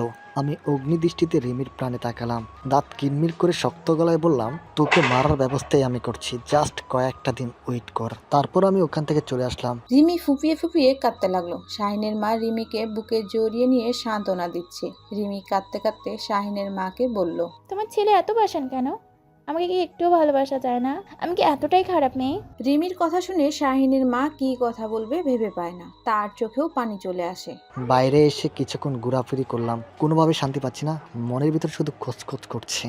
রিমিকে এভাবে কি কষ্ট দেওয়া ঠিক হয়নি, নিজেকে প্রশ্ন করলাম। কিন্তু ভিতর থেকে উত্তর এলো, যা করেছিস একদম ঠিক করেছিস। রিমিকে আরো কষ্ট দে, কষ্ট দিতে দিতে মেরে ফেল। সে তোর ভালোবাসার মানুষকে তোর থেকে আলাদা করে দিয়েছে। আমি মনে মনে হাসলাম, কুৎসিত এক হাসি। ভিতরের পশুটা আবার জেগে উঠেছে। আমি মাঝরাতে আবার বাড়ি ফিরলাম। ভেবেছিলাম রিমি হয়তো এতক্ষণে ঘুমিয়ে পড়েছে, কিন্তু ঘুমায়নি। ঘরের লাইট এখানে জ্বলছে। আমি ঘরের ভিতরে ঢুকে দেখি মা রিমিকে খাওয়ানোর চেষ্টা করছে, কিন্তু রিমি খাচ্ছে না। আমাকে দেখে মা বলল, দেখ মেয়েটার কি হাল করেছে, জ্বরে পুরো শরীরটা পুড়ে যাচ্ছে। কেন যে সেদিন তোর সাথে রিমির বিয়েটা দিলাম আল্লাহ জানে। বিনা দোষে মেয়েটা এখন কষ্ট পাচ্ছে। বড় আম্মু, বাজে কথা না বলে এখান থেকে যাও। ভাঙা গলায় বলে উঠল রিমি। মা ধমক দিয়ে বলল, চুপ কর তুই, আমি যাই। আর এই শয়তানটা আবার তোকে মারুক, তাই না? আমি কোথাও যাচ্ছি না, সারা রাত এখানেই বসে থাকবো। তোমাকে যেতে বললাম, যাও। শাহিন আমাকে কিচ্ছু বলবে না, আর যদি কিছু করে তোমাকে ডাক দিব। ঠিক আছে, যাচ্ছি, খাবারটা অন্তত খেয়ে নে। রেখে যাও, পরে খেয়ে নেব। মা খাবারের প্লেট টেবিলে রেখে গেল। যাওয়ার সময় আমাকে বলে গেল আমি যেন রিমিকে কিছু না করি। আমি বিছানায় এসে বসলাম। রিমি বিছানায় হেলান দিয়েছিল। আমি বসাতে রিমিও আমার পাশে এসে বসলো। খেয়াল করলাম রিমি জ্বরে রীতিমতো কাঁপছে। আমি দূর থেকে রিমির গায়ের তাপমাত্রা বুঝতে পারছি। রিমি কাচুমাচু হয়ে আমার পাশে বসে আছে, কেউ কথা বলছি না। নীরবতা ভেঙে রিমি প্রথমে বলা শুরু করলো, আমিও ছোটবেলা থেকে তোকে অনেক ভালোবাসি, এত ভালোবাসি যে হয়তো বলে বোঝাতে পারবো না। তোকে অনেকবার বলতে চেয়েও পারিনি, খুব ভয় পেতাম তোকে, তবুও সবসময় তোর পিছে আঠার মতো লেগে থেকেছি, সবসময় তোর কেয়ার করেছি, বিপদে আপদে পাশে থেকেছি, তোকে আগলে রেখেছি। ভেবেছিলাম একদিন তুই আমার ভালোবাসা বুঝবি, কিন্তু তুই আমার সব কিছুর মজা ভেবে উড়িয়ে দিয়েছিস। তবুও আমি হাল ছাড়িনি। আকার ইঙ্গিতে বিভিন্ন ইশারার মাধ্যমে বোঝানোর চেষ্টা করেছি আমি তোকে ভালোবাসি, কিন্তু আমি ব্যর্থ। এইভাবেই দিনগুলো কেটে যাচ্ছিল। এর মাঝে বাবা আমার বিয়ে দেওয়ার জন্য উঠে পড়ে লাগে, কিন্তু আমি এখন বিয়ে করতে চাচ্ছিলাম না, তাই তোর সাহায্যে সব বিয়ে ভাঙতে শুরু করি। তুই ভেবেছিলি আমি লেখাপড়া করে প্রতিষ্ঠিত হতে চাই, সেজন্য বিয়ে করতে চাচ্ছি না, কিন্তু আসলে আমি তোকে বিয়ে করতে চাচ্ছিলাম। যাই হোক, বড় আব্বু আমার অমতে জোর জবরদস্তি করে শারিফের সাথে বিয়ে ঠিক করে। আমি অনেকবার বাবা মাকে বলতে চেয়েছি শারিফকে বিয়ে করা আমার পক্ষে সম্ভব না, আমি তোকে ভালোবাসি, তোকে বিয়ে করতে চাই, কিন্তু ভয়ে বলতে পারিনি, কারণ আমি ভেবেছিলাম মা বাবা মাদের সম্পর্কটা মেনে নেবে না। আবার তোকেও কিছু বলতে পারছিলাম না, কারণ তুই তখন আফিফার প্রেমে হাবুডুবু খাচ্ছিলি। যদি বলতাম আমি তোকে ভালোবাসি, তোকে বিয়ে করতে চাই, তাহলে আমাকে মেরে ফেলতি, তাই আর কিছু বলিনি। এদিকে আমার বিয়ের দিনও এগিয়ে যাচ্ছিল। আমি কি করব ভেবে পাচ্ছিলাম না, মনে হচ্ছিলাম আমি মরে যাব। তখন আমি প্ল্যান করি শরীফকে কিডন্যাপ করবো। এই কাজে তোর বন্ধুরা আমাকে হেল্প করে। শরীফকে কিডন্যাপ করার পর তোর বন্ধুরা সবাইকে বলে শরীফ মেয়ে নিয়ে পালিয়েছে। আমার বাবাকে তোর সাথে বিয়ে দিতে বলে। বাবার কোনো উপায় না পেয়ে তোর সাথে আমার বিয়ে দেয়। এক নাগারে কথাগুলো বলে রিমি একটু থামলো, হাঁপিয়ে গেছে বেচারি। আমি মন দিয়ে রিমির সব কথা শুনলাম। রিমি একটু দম নিয়ে আবার বলা শুরু করলো, সব মানুষের জীবনে একটা প্রিয় মানুষ থাকে, যার জন্য মানুষ সব কিছু করতে পারে। আমার জীবনে সেই প্রিয় মানুষটা হচ্ছিস তুই। তোর জন্য আমি সব কিছু করতে প্রস্তুত, তোকে ভালোবাসি বলেই আমি এসব করেছি। প্লিজ আমাকে আর কষ্ট দিস না, আমি সহ্য করতে পারছি না। তুই যেটাকে ভালোবাসা বলিস সেটাকে ভালোবাসা বলে না, স্বার্থপরতা বলে। আমাকে ভালোবাসলে কখনো এমন জঘন্য কাজ করতি না। আগে থেকে জানতি আমি আফিফাকে ভালোবাসি, তবু তুই এসব করেছিস। আমি তোকে আফিফার চেয়েও বেশি ভালোবাসি। তাতে আমার কি? আমি কি তোকে ভালোবাসি? আমি জাস্ট তোকে ঘৃণা করি, এতটাই ঘৃণা করি যে তুই মরে গেলে তোর কবরে মাটিও দিতে যাব না। আমার কথা শুনে রিমি আমার দিকে ফেল ফেল করে তাকিয়ে রইল। হয়তো ভাবতে পাইনি আমি এমন কথা বলবো। রিমি চোখের পানি মুছে করুণ গলায় বলল, তুই আমাকে এতটা ঘৃণা করিস? তারপরও তোর সাথে কেন আছি জানিস? জানতাম তোর সাথে আমার বিয়েটা একটা অ্যাক্সিডেন্ট, একটা দুর্ঘটনা ছিল, কিন্তু আজ যখন জানলাম সব তোর প্ল্যান, তারপর থেকে তোর প্রতি ঘৃণাটা আরও বেড়ে গেছে। এতদিন তুই আমার ভালো দিকটা দেখেছিস, এখন থেকে দেখবি আমি কতটা খারাপ। আমি রিমির দিকে ভয়ঙ্কর দৃষ্টিতে তাকালাম। রিমি কেঁপে উঠল। আমি রিমিকে টান দিয়ে আচমকা বিছানার থেকে টেনে ফেলে দিলাম। রিমি পড়ে গিয়ে হাঁটুতে ব্যথা পেল, হু হু করে কেঁদে উঠল সে। এনাতে রিমি অসুস্থ আর পড়ে গিয়ে অবস্থা আরও নাজেহাল। আমি রিমির সামনে হাঁটু গেড়ে বসলাম, তারপর হাত দিয়ে রিমির গাল দুটো চেপে ধরলাম। রিমির ঠোঁট দিয়ে রক্ত বের হতে লাগলো। সেদিকে ভ্রুক্ষেপ না করে দাঁত কিরমির করে বললাম, এখনো সময় আছে, আমাকে ডিভোর্স দিয়ে দে। আমাকে মেরে ফেলতে চাইলে মেরে ফেল, তবু ডিভোর্স দিস না। এত সহজে তোকে মারবো না, তিলে তিলে কষ্ট দিয়ে তোকে মারবো। কথাটা বলে আমি উঠে দাঁড়ালাম। বাথরুম থেকে এক বালতি পানি এসে সোফায় ঢেলে দিলাম। ওয়ার্ডরোব ও আলমারিতে যতগুলো কাপড় ছিল সবগুলো বাথরুমে নিয়ে ভিজিয়ে দিলাম। কাল সকালে অসুস্থ শরীর নিয়ে রিমিকে এসব ধুতে হবে। আমি একটা শয়তানি হাসি দিলাম। রিমির চোখ বড় বড় করে আমার এসব কাণ্ড দেখছে। হয়তো বুঝতে পারছে না আমি কেন এসব করছি। আমি বিছানার থেকে একটা বালিশ নিয়ে রিমির মুখের উপরে ছুঁড়ে মেরে কর্কশ গলায় বললাম, চুপচাপ নিচে শুয়ে পড়, আমার কাছে আসার চেষ্টা করলে খবর আছে। আজ থেকে তুই আর আমি আলাদা বিছানায় ঘুমাবো। আমি অসুস্থ শরীর নিয়ে ফ্লোরে ঘুমাবো? সেটা তোর ব্যাপার, থাকতে না চাইলে চলে যা, কিন্তু বিছানায় তোর জায়গা হবে না। রিমি কিছুক্ষণ আমার দিকে চেয়ে এলো, তারপর কান্না ভেজায় গলায় বলল, এসব করার মানে কি? তোকে কষ্ট দিচ্ছি, ধীরে ধীরে এর মাত্রা আরো বাড়বে। তুই কি ভেবেছিস এসব করলে আমি তোকে ডিভোর্স দিব? সেটা সময় বলে দিবে। ঠিক আছে, আমিও দেখি তুই আমাকে কত কষ্ট দিতে পারিস। তুই খুব জিদি মেয়ে রিমি, মেয়েদের এত জিদ ভালো না। এটা জেদ না, আমার ভালোবাসার পরীক্ষা। আমি দেখতে চাই শেষ পর্যন্ত কে জয়ী হয়। নিঃসন্দেহে তুই হেরে যাবি, তার চেয়ে ভালো তুই আপোষ করে নে, যত টাকা চাস দিব। আমার কথা শুনে রিমি নাচ মুখ কুচকে আমার দিকে তাকালো, এমন মনে হচ্ছে আমাকে কাঁচা চিবিয়ে খাবে। আমি কিছু বলতে যাব তার আগে রিমি বলে উঠলো, আমি কি তোকে টাকার সম্পত্তির জন্য বিয়ে করেছি? তোর মন মানসিকতা এত নিচ্ছ, কষায় একটা। দাঁতে দাঁত চেপে বলল রিমি। তারপর এই অসুস্থ শরীর নিয়ে ফ্লোরে শুয়ে পড়ল। ফ্লোরে শোয়া ছাড়া রিমির কোনো উপায় নেই, কারণ সোফা আমি অনেক আগে বিছিয়ে দিয়েছি। আর আমি ভালো করে জানি এত রাতে রিমি অন্য ঘরও শুতে যাবে না, মা বাবা জানলে কষ্ট পাবে। সেজন্য একটু পর কি যেন ভেবে আমি মাথা তুলে রিমির দিকে তাকালাম। রিমি হাত দুটোকে বুকের মধ্যে চেপে ধরে ছোট বাচ্চাদের মতো গুটিমিটি মেরে শুয়ে আছে। ঠান্ডা ও জ্বরে শরীর থরথর করে কাঁপছে। আমি রিমির সরল শক্তি দেখে অবাক হলাম। এই মেয়েটা মানুষ নাকি এলিয়েন? ঠান্ডা সহ্য করছে কিভাবে, তার উপর অসুস্থ। সত্যি বলতে রিমির জায়গায় অন্য কেউ হলো শীত লেগে যেত। তার উপরে সত্যি কথা, রিমির উপরে এত অত্যাচার করেছে তবুও সে কোনো প্রতিবাদ করেনি। তুমি এমনটা সেজে কি বোঝাতে চায় সে আমাকে খুব ভালোবাসে? গোষ্ঠী কিলাই ওর ভালোবাসার। আমি রিমির কথা ভাবা বাদ দিয়ে ঘুমানোর চেষ্টা করলাম, কেন জানি ঘুম আসছে না। আমি আবার রিমির দিকে তাকালাম, বুকের ভিতরটা চিনচিন করে উঠলো। ভাবলাম রিমিকে একটা চাদর দিই। পরক্ষণে মনে হলো রিমির প্রতি দুর্বল হওয়া যাবে না, রিমি কষ্ট পাক, কষ্ট পেতে পেতে শেষ হয়ে যাক। সকালবেলা ঘুম থেকে উঠে দেখি রিমি ফ্লোরে নেই। আমার আগে ঘুম থেকে উঠেছে বোধ হয়। আমি ছাদে গিয়ে কিছুক্ষণ ব্যায়াম করে ফ্রেশ হলাম। একটু পর রিমি আমার জন্য চা নিয়ে এলো, গায়ে কমলা রঙের চাদর জড়ানো। আমি আর চোখে রিমির দিকে একবার তাকালাম। রিমির চোখ লাল হয়ে আছে, হয়তো কাল সারা রাত ঘুমাতে পারিনি।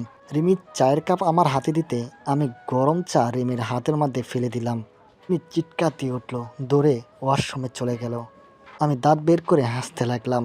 কিছুক্ষণ পর রিমি ওয়াশরুম থেকে বের হয়ে আমার সামনে এসে দাঁড়ালো। রিমির হাতে পোস্কা পড়েছে, অনেকটা জায়গা লাল হয়ে গেছে। রিমি বারবার সেখানে ফু দিচ্ছে, অনেক জ্বালা করছে বোধ হয়। রিমির চোখ মুখ শক্ত করে নিজেকে কন্ট্রোল করছে। রিমির এমন অবস্থা দেখে মনে মনে শান্তি পেলাম। ভেবেছিলাম রিমি আমাকে বকবে, মারামারি করবে, গালাগালি করবে, কিন্তু কিছুই বললো না। উল্টা আমাকে অবাক করে বলল, আর কাপ চা আনবো? আমার অন্য হাতটা পুড়িয়ে দে। ঠিক আছে নিয়ে আয়। রিমি সত্যি সত্যি আর কাপ চা নিয়ে এলো। তারপর চায়ের কাপটা আমার দিকে দিয়ে বলল, অন্য হাত বাড়িয়ে বলল, এই হাতটাও পুড়িয়ে দে, তাহলে তুই আরো শান্তি পাবি। চোখ মুখ শক্ত করে রিমি বলল। আমি রিমির কথা শুনে হাসতে লাগলাম, কুৎসিত এক হাসি। রিমি আমার হাসি দেখে নাক চিটকালো, রাগে ওর শরীর জ্বলে যাচ্ছে। আমি দুষ্ট হাসি দিয়ে বললাম, এত জুলুম কিসের? দিন তো এখনো পড়ে আছে, একদিনে সব কষ্ট দিব না, ধীরে ধীরে দিব। রিমি কিছুক্ষণ আমার দিকে তাকিয়ে রইল। রিমির চোখের মধ্যে পানি চিকচিক করছে, মুখটা মলিন, মাথার চুল উস্কো কুস্কো, গালে পানির দাগ শুকিয়ে গেছে। আমি চায়ে চুমুক দিতে দিতে কঠিন গলায় রিমিকে বললাম, বাথরুমে আমার কাপড়গুলো ভিজা আছে, যা ওগুলো ধুয়ে দে। আমার শরীর খুব ব্যথা করছে, জ্বর এখনো কমেনি। তো আমি করব, ন্যাকামি না করে কাপড়গুলো ধুয়ে দে। আমি পারবো না, পরমকে বলছি ধুয়ে দিবে। মা কেন করবো? তুই কেন আছিস? সংসার করতে না পারলে দায়িত্ব কেন নিয়েছিস? এর জন্যই বলি আফিফা তোর থেকে অনেক ভালো, পুরো সংসারের কাজ একাই করে। এবারের কথাটা মনে হয় রিমির গায়ে লেগেছে। কিছুক্ষণ ঘোর লাগা দৃষ্টিতে আমার দিকে তাকিয়ে রইল, তারপর অসুস্থ শরীর নিয়ে বাথরুমে কাপড় ধোয়ার জন্য চলে যায়। জোরে জোরে হাসতে লাগলাম। রিমিকে উচিত শিক্ষা দিয়েছি, ভালোবাসা আমি বের করে দিব। এরকম কিছুদিন করতে থাকলে ও নিজে নিজে আমাকে ডিভোর্স দিয়ে চলে যাবে। রাত্রে রিমি ঘুমাতেলে আজকেও আমি ওকে ফ্লোরে শুতে বাধ্য করলাম। রিমি মন খারাপ করে ফ্লোরে বিছানা পেতে শুয়ে পড়লো। জ্বর কমেছে কিছুটা, আগের থেকে এখন একটু সুস্থ। ডাক্তার বিকালে এসে মাথার ব্যান্ডেজ খুলেছে আর কিছু মেডিসিন দিয়ে গেছে। বিছানা শোয়ার পর একটু ঘুম এসেছে, হঠাৎ রিমি আমাকে ডাক দিল। আমি বিরক্ত হয়ে বললাম, কি হয়েছে? বড় আম্মা বলছিল আমাদের যদি একটা বেবি হয় তাহলে খুব ভালো হবে, পরিবারে নতুন সদস্য আসবে, তাছাড়া আমিও চাই আমাদের একটা বেবি হোক। আমি মা হব, তুই বাবা হবি। আমি রিমির কথা শুনে তাজ্জব হয়ে গেলাম। বলে কি? আমি রিমির কথা শুনে অবাক হয়ে তাকিয়ে রইলাম। রিমি লজ্জা লজ্জা ভাব নিয়ে চোখ পিক পিক করে আমাকে দেখছে। আমি রাগ সামলাতে না পেরে ধমক দিয়ে বললাম, সত্যি কি তোর মধ্যে কোনো লজ্জা শরম নেই? কালকে আমাদের মধ্যে এত কিছু হওয়ার পরও তুই কোন দুঃখে এসব কথা বলিস? আসলে আমার মা ডাক শুনতে খুব ইচ্ছে করছে। আমার হাতে মায়ের খাওয়ার ইচ্ছা আছে নাকি? আরটা যদি বাজে কথা বলিস মেরে ভূত বানিয়ে দিব। চুপচাপ ঘুমা। রিমি আরো কিছু বলতে চেয়েছিল কিন্তু ভয়ে বলল না। একটু পর রিমি ঘুমিয়ে গেল, আমিও ঘুমের দেশে হারিয়ে গেলাম। 3 মাস পর দেখতে দেখতে 3 মাস চলে গেল। এই 3 মাসে আমি রিমির উপরে অনেক মানসিক ও শারীরিকভাবে নির্যাতন করেছি। এই তো সেদিনের কথা। সিঁড়ি দিয়ে নামার সময় আমি রিমিকে ইচ্ছা করে ধাক্কা দিয়ে ফেলে দিই। রিমি পড়ে গিয়ে পায়ে প্রচণ্ড ব্যথা পায় ও ডান হাত মুচকে যায়। 1 সপ্তাহ রিমি বিছানার থেকে উঠতে পারেনি, খেতেও পারেনি ঠিক মতো। আরেকদিনের কথা বলি, রিমি আমার প্রিয় কালো শার্টটা আয়রন করতে যেয়ে অন্য মানুষকে হয়ে পুড়িয়ে ফেলে। আমি এতটাই রেগে গিয়েছিলাম যে গরম ইস্ত্রিটা রিমির হাতে চেপে ধরেছিলাম। রিমির হাতটা অনেকটা পুড়ে গিয়েছিল, ব্যথায় কাটা মুরগির মতো চিৎকার করছিল। অবশ্য রিমি কাউকে বলেনি কাজটা আমি করেছি।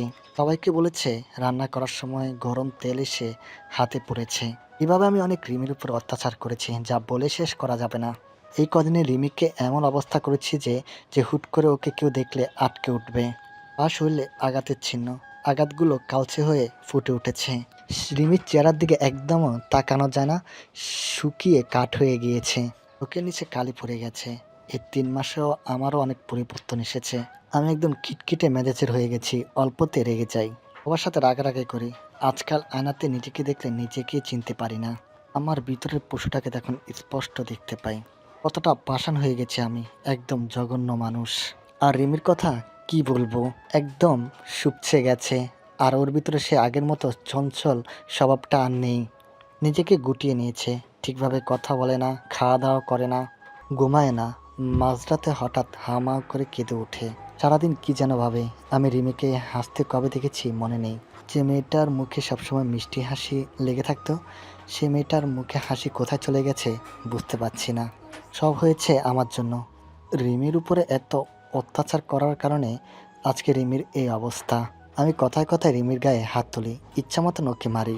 সবসময় রিমির ভুল দেওয়ার চেষ্টা করি। একটু এদিক সেদিক হলে চলে নির্যাতন। রিমি কোনো কিছু বলে না। আমার সব অত্যাচার রিমি মুখ বুজে সহ্য করে। মা বাবাও কিছু বলে না। আজকাল রিমিকে মারার সাথে সাথে অনেক গালাগালি করি। একদিন তো রিমির মা বাবাকে নিয়ে অনেক খারাপ কথা বললাম। সেদিন শুধু রিমি একটা উত্তরে বলেছিল, আমার মা বাবাকে নিয়ে খারাপ কথা বলবি না, তারা কোনো দোষ করেনি, যা বলার আমাকে বল। আমি রিমির উপর রেগে গিয়ে ওর হাত কেটে দিয়েছিলাম। পরিবারের সবাই জানে রিমির এই অবস্থার জন্য আমি দায়ী। তবু কেউ কিছু বলে না। মা বাবা তো আমার সাথে কথা বলাই বন্ধ করে দিয়েছে। আর রিমির মা বাবা তো আমাকে 2 চোখে দেখতেই পারে না। না পারে কিছু বলতে, না পারে সইতে। তাদের শুধু একটাই আফসোস, কেন সেদিন আমার সাথে রিমির বিয়ে দিল। ভেবেছিলাম রিমির উপরে নির্যাতন করলে সে আমাকে ডিভোর্স দিবে, কিন্তু আমি ভুল ছিলাম। রিমি সত্যি সত্যি মরে যাবে, তবু আমাকে ডিভোর্স দিবে না। অবশ্যই আমারও জিত কম না। ডিভোর্সের জন্য রিমির পিছনে আটার মতো লেগে আছি। ডিভোর্স না দিলে রিমির উপর অত্যাচার চলবেই। কিন্তু ইদানিং আমি একটা জিনিস নিয়ে খুব চিন্তিত, যার জন্য এত কিছু করছি। সে আফিফা আর আগের মতো নেই, অনেক চেঞ্জ হয়ে গেছে। আফিফা আর এখন আমাকে সময় দেয় না, সবসময় কাজের বাহানা দেখায়। দেখা হলে আর ঠিকমতো কথা বলে না, খারাপ ব্যবহার করে। হঠাৎ ওর কী হয়েছে আল্লাহ জানে। হয়তো রিমিকে এখনও ডিভোর্স দিতে পারিনি বলে আমার সাথে রেগে আছে। যাই হোক, এভাবে দিনগুলো কেটে যাচ্ছিল। বিকালবেলায় ঘুমিয়েছিলাম, হঠাৎ আমার ফোনটা বেজে উঠল। চোখ খুলতে দেখি আফিফা কল দিয়েছে। আমি ফোনটা রিসিভ করতেই আফিফার কান্নার আওয়াজ শুনলাম। দরপর করে শহর থেকে উঠে বসলাম। আমি তাগাদা দিয়ে বললাম, কি হয়েছে আফিফা, তুমি কাঁদছো কেন? অনেক বড় বিপদ হয়ে গেছে শাহিন, প্লিজ তুমি তাড়াতাড়ি আমাদের বাড়িতে এসো। বলেই আফিফা কল কেটে দিল। আমি আর বলার কিছু সুযোগ পেলাম না। ভাবলাম আফিফাদের বাড়িতে কোনো সমস্যা হয়েছে, তাই আফিফাদের বাড়িতে গেলাম। আমি আফিফাদের বাড়িতে গিয়ে যা দেখলাম তা দেখে আমার পায়ের নিচ থেকে মাটি সরে যাওয়ার মতো অবস্থা। আফিফাকে ছেলেপক্ষ দেখতে এসেছে। খালামণি আমাকে রেখে অন্য একটা ছেলের সাথে আফিফার বিয়ে ঠিক করেছে। এখন আমি কি করব বুঝতে পারছি না। দরজা খোলাই ছিল। আমি ড্রয়িং রুমে ঢুকে কয়েকজন নতুন মানুষকে আবিষ্কার করলাম। সোফায় বসে আছে ওনারা। তাদের মধ্যে ফর্সা করে একটা লম্বা ছেলেকেও দেখলাম। আর তাদের ঠিক সামনের সোফায় আফিফা বসে আছে, একদম নতুন বউদের মতো সাজগোজ করে। আমি কিছু বুঝতে পারলাম না কি হচ্ছে এসব। আফিফাকে এরকম কার্টুন বানিয়ে সবার সামনে বসিয়ে রাখছে কেন? আমি মনে মনে হাবিজাবি ভাবতে ভাবতে আফিফার কাছে যেতে লাগলাম। হঠাৎ খালামণির দৃষ্টি আমার দিকে পড়ল। তখন খালামণি আমাকে রক্ষা করেনি। খালামণি আমাকে দেখে চেহারাটা পাল্টে গেল, নাক মুখ কুঁচকে আমার দিকে তাকালো। চেহারা দেখে বুঝতে পারলাম আমি এখানে আসাতে খালামণি মোটেও খুশি হয়নি। খালামণি ধরফর করে আমার সামনে এসে দাঁড়ালো। এরপর আমার কানের কাছে মুখ এনে ফিস ফিস করে বলল, আফিফাকে ছেলেপক্ষ দেখতে এসেছে, খবরদার কোনো গোলমাল পাকাবি না। আমি খালামণির কথা শুনে কি বলবো ভেবে পাচ্ছি না।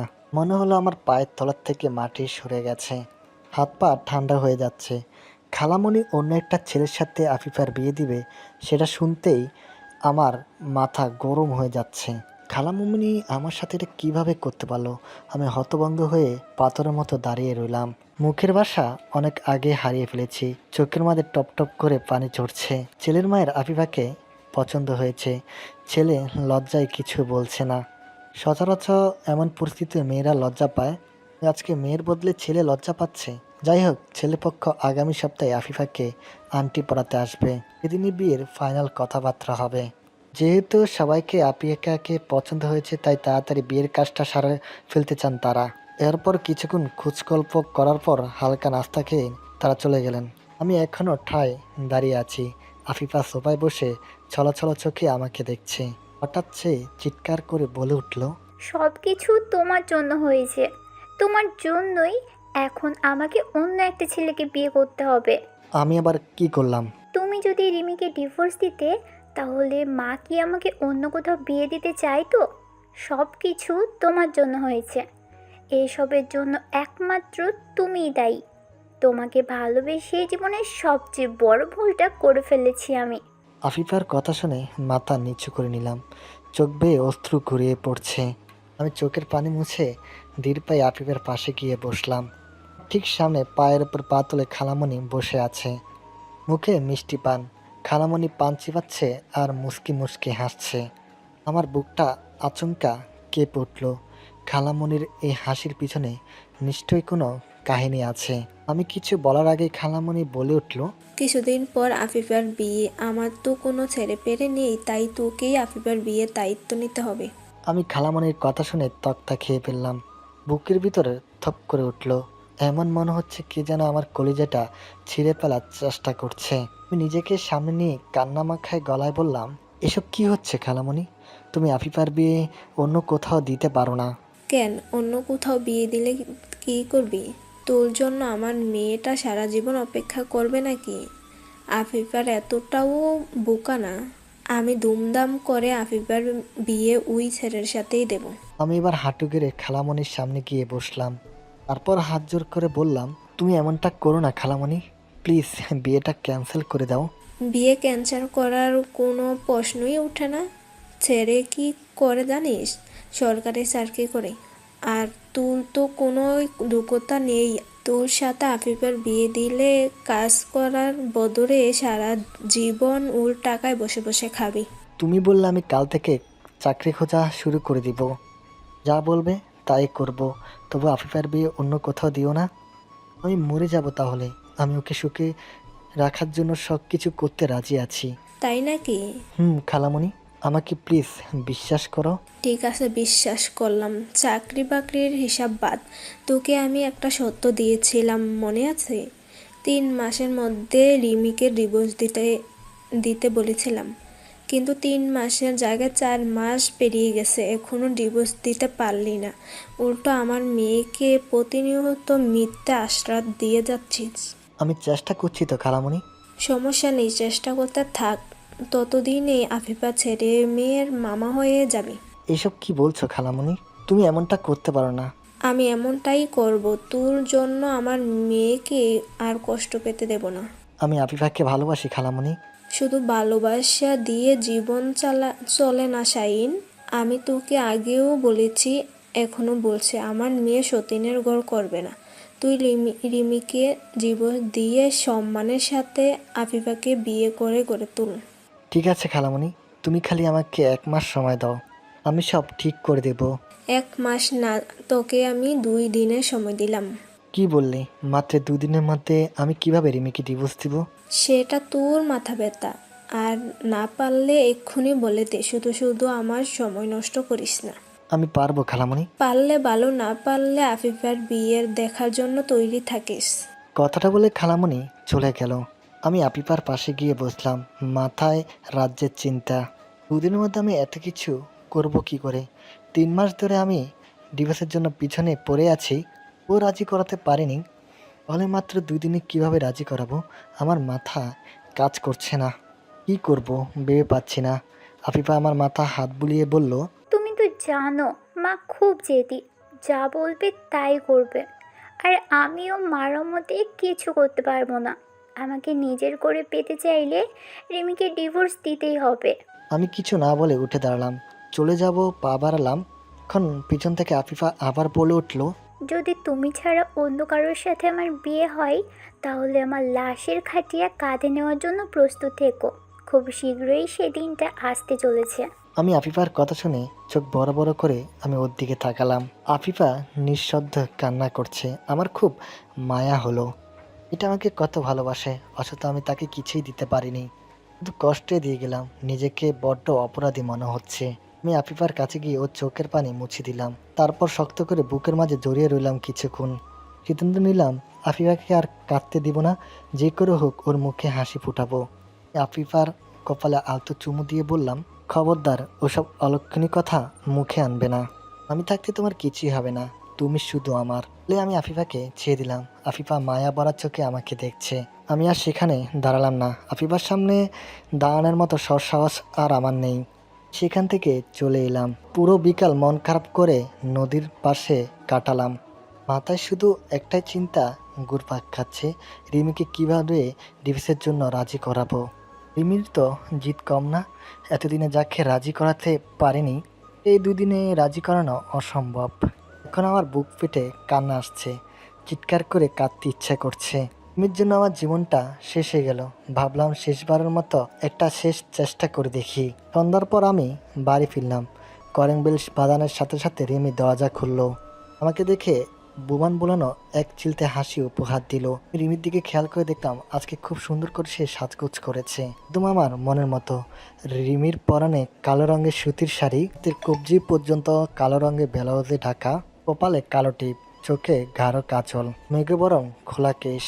উফ, রিমির এই সামান্য সাজে কোনো পুরুষকে ঘায়েল করার জন্য যথেষ্ট। কালো শাড়িতে একদম রিমিকে প্রতিমার মতো সুন্দর লাগছে। রিমির পর্ষা শরীরটা শাড়ির ভিতর থেকে জলজল করছে। অনেকদিন রিমিকে সাজগোজ ও এরকম হাসতে দেখতে কেন জানি আমারও ভালো লাগলো। তাছাড়া আজ সকাল থেকে রিমিকে খুব হাসি খুশি দেখছি। কোনো ভীষণ কারণ ছাড়া আজ রিমি এত খুশি কেন? আমি দরজার সামনে দাঁড়িয়ে এসব ভাবছিলাম।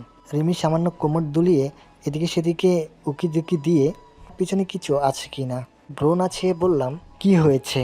রিমি কিছু বললো না, শুধু মুচকি মুচকি হাসছে। আমার দিকে চোখ পিকপিক করে একবার তাকাচ্ছে, আবার লজ্জায় চোখ নামিয়ে নিচ্ছে। বিরক্ত হয়ে বললাম, সামনে থেকে সর, যেতে দে। আমার জন্য কি কি এনেছিস? তোর জন্য আবার কি আনবো? দেখ শাহিন, মেয়েদের মতো ঢং করবি না। কি এনেছিস জলদি বের কর। আর হ্যাঁ, দামি গিফট না হলে খবর আছে কিন্তু। প্রতিবার তুই আমাকে সস্তা গিফট দিস, এবার সেটা দিস না। রিমির এসব আজগুতি কথা শুনে নাচ কুচকে তাকালাম। আমি আছি আমার জ্বালায় আর রিমি আছে গিফট নিয়ে। ছাড়া হুদায় রিমিকে কিসের গিফট দিব? আমি রিমিকে পাশ কাটিয়ে ঘরে চলে আসলাম। বিছানায় মাথা নিচ করে হু হু করে কাঁদতে লাগলাম। পুরুষ মানুষদের নাকি কাঁদতে হয় না, আজকে না চাইতেও চোখ দিয়ে পানি গড়িয়ে পড়ছে। এত কষ্ট আর সহ্য হচ্ছে না। রিমি ঘরে এসে দেখে আমি কান্না করছি। আমাকে কান্না করতে দেখে রিমি প্রচণ্ড ভয় পায়। রিমি জ্বরের বেগে দৌড়ে এসে আমার সামনে হাঁটু গেড়ে বসে। রিমি আমার মুখ উপর তুলে শাড়ির আঁচল দিয়ে মুখ মুছে দেয়। হন্তদন্ত হয়ে জিজ্ঞেস করে, কি হয়েছে শাহিন, তুই কাঁদছিস কেন? আমি কিছু বললাম না। রিমি আরো অস্থির হয়ে উঠল। মুহূর্তের ভিতরে ওর হাসি খুশি মুখটা ফ্যাকাশে হয়ে গেছে। আমার চুপ থাকা দেখে রিমি ভয়ত্র কণ্ঠে বলল, কথা বলছিস না কেন? প্লিজ বল, তোর কি হয়েছে? আমার কিন্তু টেনশন হচ্ছে, প্লিজ বল। আমার সব শেষ হয়ে গেছে রিমি, আমি আর বাঁচতে চাই না বলে শব্দ করে কেঁদে উঠলাম আমি।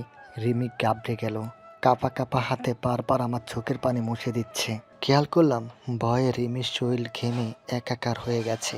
কপালে বিন্দু বিন্দু ঘাম চিকচিক করছে। চোখ দুটো ছোট করে গভীরভাবে আমাকে দেখছে, হয়তোবা বোঝার চেষ্টা করছে আমার কোনো বিপদ বা ক্ষতি হয়েছে কিনা। রিমি কিছু বুঝতে না পেরে কাপা কাপা গলায় বলল, কি শেষ হয়ে গেছে তোর? খালামণি আফিফার বিয়ে অন্য জায়গায় ঠিক করেছিল। আজ ছেলেপক্ষ আফিফাকে দেখতে এসেছিল। তাতে কি হচ্ছে? তুই সামান্য বিষয় নিয়ে তো অস্থির হচ্ছিস কেন? তোর কাছে সামান্য বিষয় হতে পারে, কিন্তু আমার কাছে জীবন মরণের প্রশ্ন। আমি আফিফাকে খুব ভালোবাসি, ওকে ছাড়া বাঁচবো না। খালামণি বলেছে 2 দিনের মধ্যে তোকে ডিভোর্স না দিলে খালামণি আফিফার বিয়ে অন্য কোথাও দিয়ে দিবে। আমার কথা শুনে রিমি চুপ হয়ে যায়। খেয়াল করলাম রিমির চোখে পানি চলে এসেছে। টপ টপ করে পানি গড়িয়ে পড়ছে রিমির চোখ দিয়ে। আমি রিমির হাত দুটো শক্ত করে ধরে করুণ গলায় বললাম, তুই প্লিজ ডিভোর্সের জন্য রাজি হয়ে যা, নাহলে আফিফার সাথে আমার বিয়ে হবে না। অসম্ভব, আমি পারবো না। আমি আফিফাকে ছাড়া বাঁচবো না রিমি, প্লিজ বোঝার চেষ্টা কর। আমিও তোকে ছাড়া বাঁচবো না। তুই শুধু নিজের দিকটাই ভাবছিস, একবার আমার দিকটা ভেবে দেখ। তোকে ছাড়া আমার কি হবে? আমি যদি তোকে নিজের চেয়েও বেশি ভালোবাসি, আমার ভালোবাসার কি কোনো মূল্য নেই? অবশ্যই মূল্য আছে, কিন্তু আমি চাই না তোর ভালোবাসা অবহেলায় হারিয়ে যাক। তোকে দেওয়ার মতো আমার কাছে কিছুই নেই। আমার সাথে থাকলে সারা জীবন অবহেলায় কষ্ট পেতে পেতে মরবি। আমি তাতেও রাজি। তোর দেওয়া প্রত্যেকটা কষ্ট, অবহেলা আমি হাসি মুখে মেনে নিব। এত ভালোবাসিস আমাকে? এতই যখন ভালোবাসিস, ডিভোর্স দিচ্ছিস না কেন আমাকে? চাস না আমি সারা জীবন সুখে থাকি? যদি চাস আমাকে ডিভোর্স দে। আমি আফিফাকে বিয়ে করে একটু শান্তিতে থাকতে চাই। তাহলে আমার কি হবে? তোকে ছাড়া আমি কিভাবে বাঁচবো? হয়তো কষ্ট হবে, কিন্তু তোকে মানিয়ে নিতে হবে। কারণ তোর প্রতি আমার কোনো ফিলিংস নেই। আমি তোর সাথে সারা জীবন কিভাবে কাটাবো বলতে পারিস? এতদিন একসাথে থাকার পরেও আমার প্রতি তোর একটু ভালোবাসা জন্মায়নি? একটু না। আচ্ছা তুই তো আমাকে অনেক ভালোবাসিস তাই না? অনেক ভালোবাসি। আমার জন্য কি কি করতে পারবি? সব করতে পারবো। তুই বললে আমি আস্তে আস্তে নিজের জীবনটাও দিয়ে দিতে পারি। জীবন দিতে হবে না, আমাকে সত্যিকারের ভালোবাসলে ডিভোর্স দিলে হবে। তুই আমার সুখের জন্য এইটুকু করতে পারবি না? দেখ শাহিন, তুই যতই মিষ্টি মিষ্টি কথা বল কিংবা আমার ওপর অমানবিক অত্যাচার কর, ডিভোর্স আমি দিব না। আর হ্যাঁ, আমি তোকে সত্যিই খুব ভালোবাসি, তাই তোর সাথে সারা জীবন থাকতে চাই। রিমির কথা শুনে আমার মনটা আবার খারাপ হয়ে গেল। এত চেষ্টা করেও রিমিকে রাজি করাতে পারলাম না। সব শেষ হয়ে গেল আমার। আফিফাকে আর নিজের করে পাওয়া হলো না। আমি মাথা নিচু করে কাঁদতে লাগলাম। রিমি মাথা ঝুঁকে মুখটা আমার কাছে নিয়ে এলো। আলতো করে আমার চোখের পানি মুছে দিয়ে বলল, প্লিজ তুই কাঁদিস না, তোর কান্না আমার সহ্য হয় না, কষ্টে আমার বুকটা ফেটে যাচ্ছে। কান্না থামালেন না। রিমি আমাকে টেনে নিয়ে বুকের মাঝে চেপে ধরলো। আমি রিমির বুকে মুখ লুকিয়ে কাঁদতে লাগলাম। রিমিও কাঁদছে। সে আমার কপালে গভীর চুমু দিয়ে বলল, আমি তোকে আফিফার চেয়েও বেশি ভালোবাসা দিব, ওকে ভুলে যা। আফিফাকে ভুলে যাওয়া আমার পক্ষে সম্ভব না। ও আমার আত্মার সাথে মিশে গেছে। তাছাড়া আফিফা আমাকে এতটাই ভালোবাসে যে ওর বিয়ে অন্য কোথাও হলো ও সুইসাইড করবে। আমাকে এত ভালোবাসে, তাকে কিভাবে ধোঁকা দিই বল? তুই আমাকে ডিভোর্স দিলে সব ঠিকঠাক হয়ে যাবে। আমি তো বললাম পারবো না। বলেই রিমি উঠে দাঁড়ালো। আমি রিমির সামনে হাঁটু গেড়ে বসেই রইলাম। রিমি চলে যাওয়ার জন্য পা বাড়াবে, তখনই ওর পা দুটো চেপে ধরলাম। তারপর রিমির পা ধরে চিৎকার করে কাঁদতে কাঁদতে বলতে লাগলাম, আমি তোর পায়ে ধরছি রিমি, দয়া করে আমাকে মুক্তি দে। আমাকে যা বলবি আমি তাই করব। আমি রিমির পা ধরা মাত্র ও লাফ দিয়ে দূরে সরে গেল। দরপর করে আমার সামনে বসে আমার হাত দুটো ধরে লাগাতার আমার হাতে চুমু দিতে লাগলো। রিমির চোখের পানিতে আমার হাত ভিজে যাচ্ছে। রিমি চোখের পানি মুছে কাতর গলায় বলল, আমার পা ছুঁয়ে আমাকে জাহান্নামের খাড়ি বানাস না, আল্লাহ আমাকে ক্ষমা করবে না। তুই যা বলবি তাই হবে। আমি তোকে ডিভোর্স দিব। কালকে ডিভোর্স পেপার নিয়ে আসিস, আমি সিগনেচার করে দিব। সত্যি বলছিস? এবার আর ঠকাবি না তো? না, তোর সুখের জন্য আমি সব করতে পারবো। অনেক অনেক ধন্যবাদ রিমি। এবার কান্না বন্ধ কর, তোর কান্না আমার সহ্য হয় না। রিমি কাঁদতে কাঁদতে রুম থেকে চলে গেল। আমি উকি দিয়ে দেখলাম রিমি রুম থেকে গেছে কিনা। যাক বাবা, চলে গেছে। আমি দাঁত বের করে হাসতে লাগলাম। দারুণ অভিনয় করেছি আমি। রিমি এতক্ষণ বুঝতেই পারিনি আমি অভিনয় করছিলাম। একদম অস্কার জয় অভিনয়। একটু চেষ্টা করলে হলিউড বা বলিউডে চান্স পেয়ে যেতাম। যাই হোক, রিমিকে স্বাভাবিকভাবে বললে, ডিভোর্সের কথা বললে কখনো রাজি হতো না। তাই একটু ইমোশনাল কান্নার অভিনয় করে রিমিকে ব্ল্যাকমেল করলাম। আর তাতে কাজও হয়ে গেল। কাল সকালে রিমির সাথে ডিভোর্স হয়ে যাবে। আধা ঘন্টা পরে রিমি ঘরে এলো, হাতে বিশাল বড় একটা থালা, আর সেটার মধ্যে নানা রঙের খাবার দিয়ে ভর্তি। কয়েক পদের পিঠা দেখলাম। আমার পছন্দের পাটিসাপটা পিঠাও আছে। এত সব খাবার ও পিঠা দেখে জিভে জল এসে গেছে। রিমি থালা নিয়ে আমার সামনে বসলো। এখন রিমিকে কিছুটা স্বাভাবিক রাখছে, কিন্তু মুখটা অন্ধকারে চেয়ে আছে। একটু পর পর ফোপাচ্ছে। রিমি কিছুক্ষণ তাকিয়ে থেকে ধীর গলায় বলল, আজ তোর পছন্দের সব রান্না করেছি, বিরিয়ানি, সর্ষে ইলিশ, মুড়ি ঘন্ট, পায়েস সহ অনেক কিছু। ওয়াও, তা হঠাৎ এত কিছু রান্না করেছিস যে? আজকে কি কোনো স্পেশাল দিন? না, মন চেয়েছে তাই রান্না করেছি। ভালো করেছিস। তোকে খাই দিই, অনেক দিন ধরে তোকে নিজের হাতে খাওয়াই না। ভাবলাম রিমির ইচ্ছাটা পূরণ করি। কাল তো ডিভোর্স হয়ে যাবে, মাঝখানের এই কিছু সময় রিমিকে খুশি করি, যাতে করে কোনো প্রবলেম না হয়। আমি হাসি মুখে রিমিকে বললাম, ঠিক আছে, খাইয়ে দে। রিমির হাতে খেতে রাজি হওয়াতে সে প্রচণ্ড খুশি হলো। তার খুশিতে চোখের পানি চলে এসেছে। রিমির হাতের উল্টো পিঠ দিয়ে চোখের পানি মুছে ফেললো। তারপর নিজের হাতে আমাকে খাওয়াতে লাগলো। হঠাৎ আমার কি হলো জানি না, আমি এক লোকনা খাবার রিমির মুখের সামনে ধরে বললাম, হাঁ কর, তোকেও খাইয়ে দিই। দেখে তো মনে হচ্ছে কিছুই খাসনি। আমার কথা শুনে রিমি ডুকরে কেঁদে উঠল। আমার কথা শুনে ওর বুকটা চৌচির হয়ে গেল। কান্না আটকাতে চেয়েও আটকাতে পারছে না। রিমি নিজেকে কোনোভাবে সামলিয়ে হাসার চেষ্টা করলো। তারপর হাঁ করলো। আমি রিমিকে খাইয়ে দিলাম। রিমি খাচ্ছে আর কান্না করছে। কেঁদে কেঁদে চোখ দুটোকে ফুলিয়ে ফেলেছে বেচারি। লাল টকটকে হয়ে আছে চোখ দুটো। আমি রিমির পানি মুছে বললাম, এত কাঁদিস কেন? তোর চোখের পানিতে গরম ভাত পান্তা হয়ে যাচ্ছে। আমার কথা শুনে রিমি কান্না থামালো, হাঁচার চেষ্টা করলো একটু।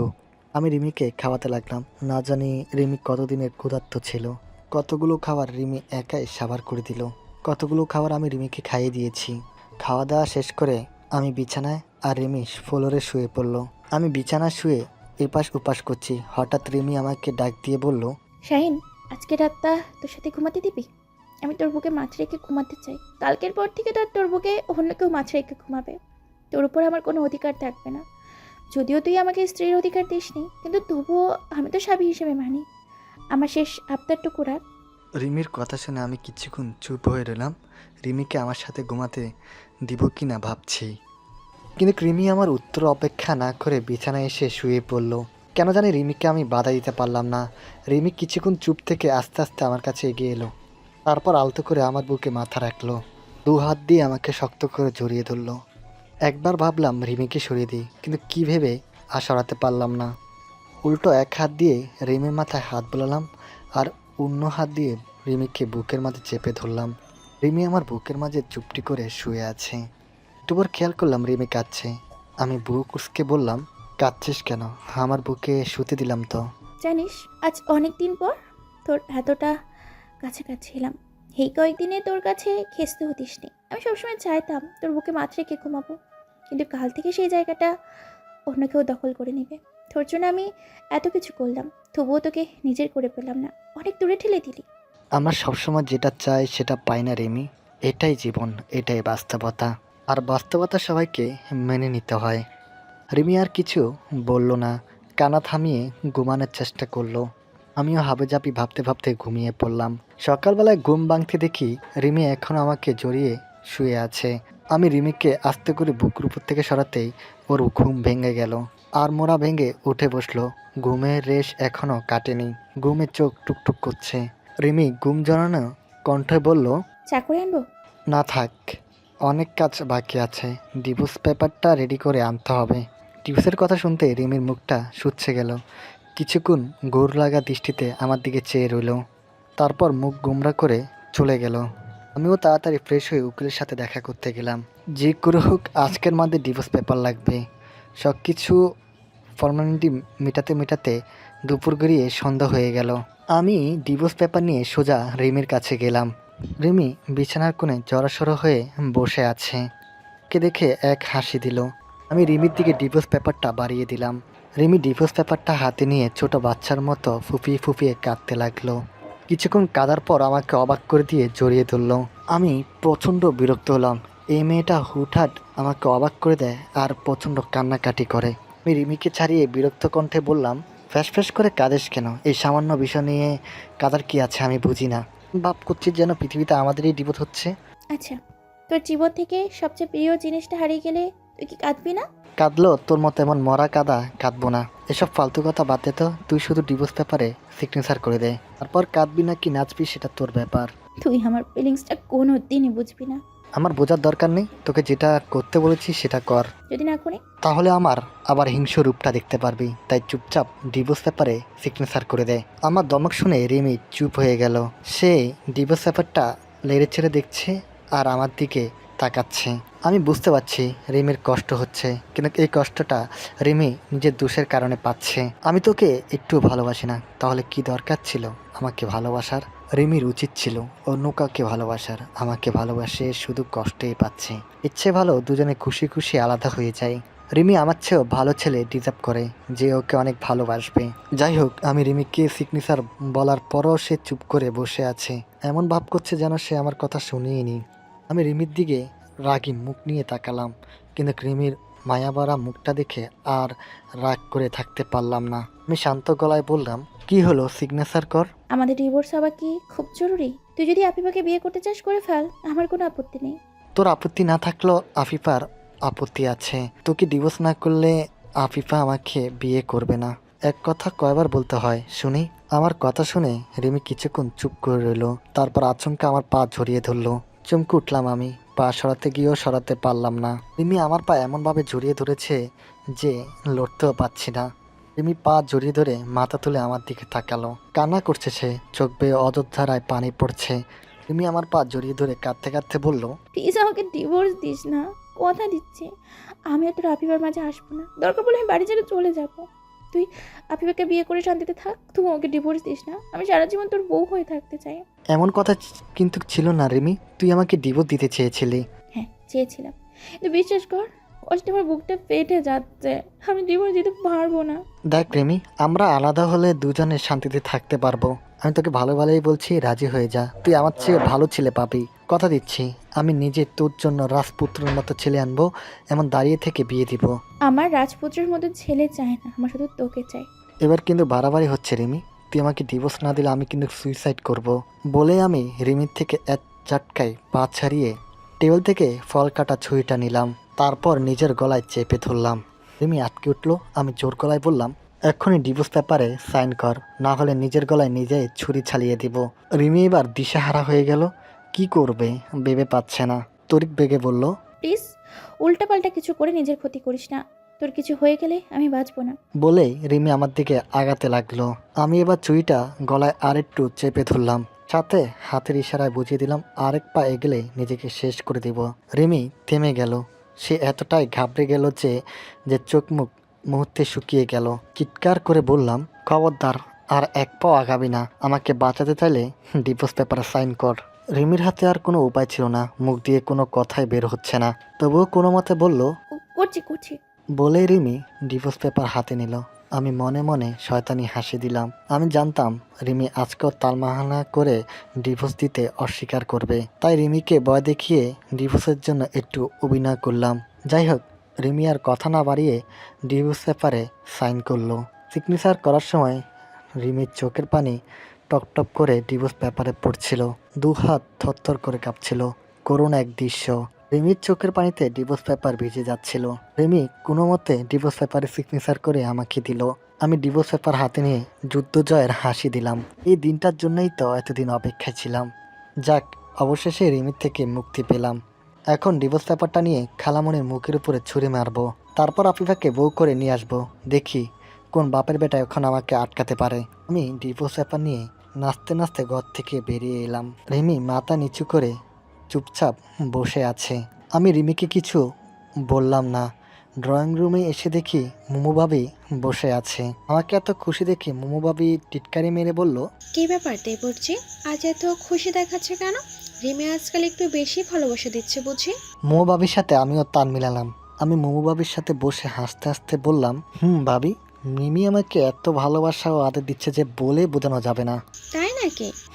ভাবি। তা রিমিকে কি গিফট দিচ্ছ? গিফট? রিমিকে আবার হুট করে কিসের গিফট দিব ভাবি? কিসের গিফট মানে? তুমি রিমিকে জন্মদিনে গিফট দাওনি? কি আজ রিমির জন্মদিন নাকি?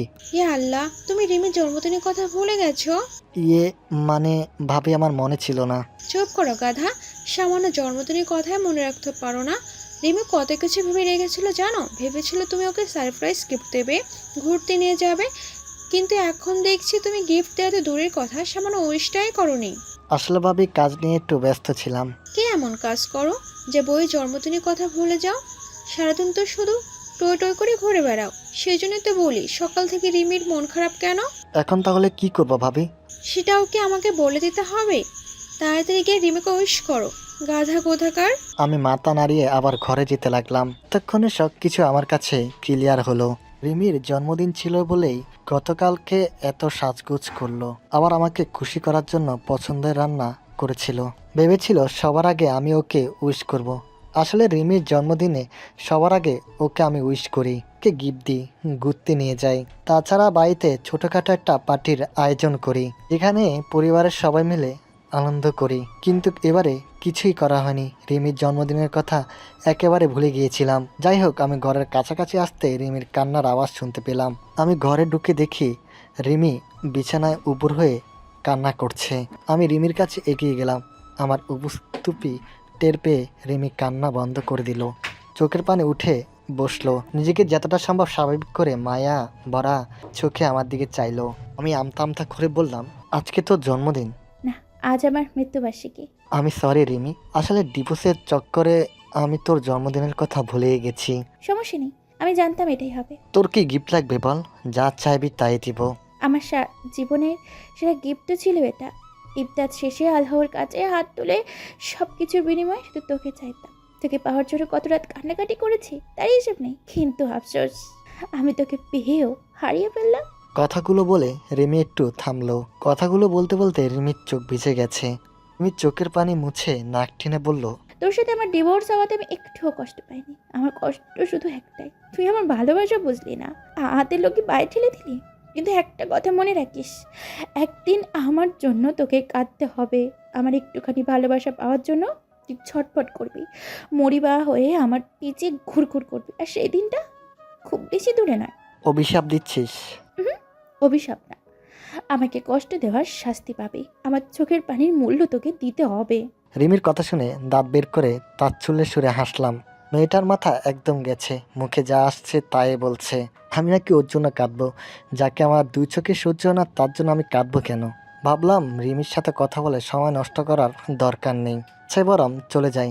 আমি চলে যাওয়ার জন্য পা বাড়াতেই পিছন থেকে রিমি ডাক দিল। আমি রিমির দিকে ফিরেছিলাম। রিমি করুণ কণ্ঠে বলল, আমার ছোট একটা আবদার রাখবি? কি আবদার? তোকে শেষবারের মতো একবার জড়িয়ে ধরতে দিবি?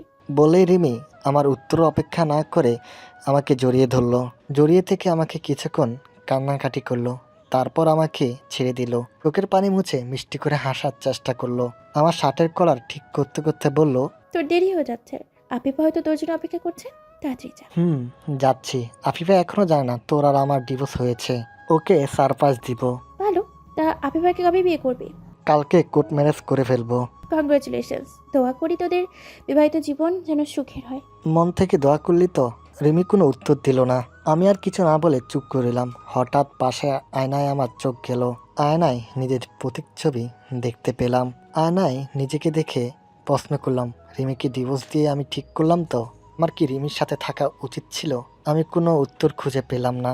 চোখ মুখে খুশির আবেশটা আর নেই। এমন মনে হচ্ছে রিমিকে ডিভোর্স দিয়ে সবচেয়ে বড় ভুল করেছি আমি।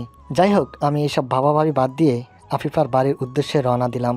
যা হয়েছে ভালোর জন্য হয়েছে, এখন আর ভেবে কি লাভ। আমি আফিফাদের বাড়িতে যেতে যেতে সন্ধ্যা প্রায় ঘনিয়ে এলো। মেন দরজা খোলাই ছিল, তাই কলিং বেল না বাজিয়ে ঢুকে পড়লাম। বাড়ির ভিতরে বা ড্রয়িং রুমে কাউকে দেখলাম না। আফিফাকে কয়েকবার ডাকার পরও কোনো সাড়া পেলাম না। ভাবলাম আফিফা হয়তো ঘুমাচ্ছে, বড্ড ঘুম কাতর মেয়ে সে। মাঝে মাঝে আমি চিন্তায় পড়ে যাই, আফিফা কি বেশি আমাকে ভালোবাসে নাকি ঘুমকে? আমি আফিফার সাথে দেখা করার জন্য ওর ঘরের দিকে যেতে লাগলাম। আফিফার রুমে ঢুকতে যাব, হঠাৎ আফিফা ও খালামনির হাসির শব্দ কানে এলো। মা আর মেয়ে আমাকে নিয়ে হাসাহাসি করছে। আমি কৌতূহলবশত ওদের কথা শোনার জন্য আড়ি পাতলাম। খালামনি হাসতে হাসতে আফিফাকে বলল, শোন আফিফা, যেভাবেই হোক শাহিন আর রিমিকে আলাদা করতে হবে। তারপর তুই শাহিনকে বিয়ে করে বুড়িয়ে বাড়িয়ে ওর সব সম্পত্তি নিজের নামে রেখে নিবি। কিন্তু সাবধান, তার আগে শাহিন যেন কোনোভাবেই জানতে না পারে তুই এতদিন ওর সাথে ভালোবাসার অভিনয় করেছিস।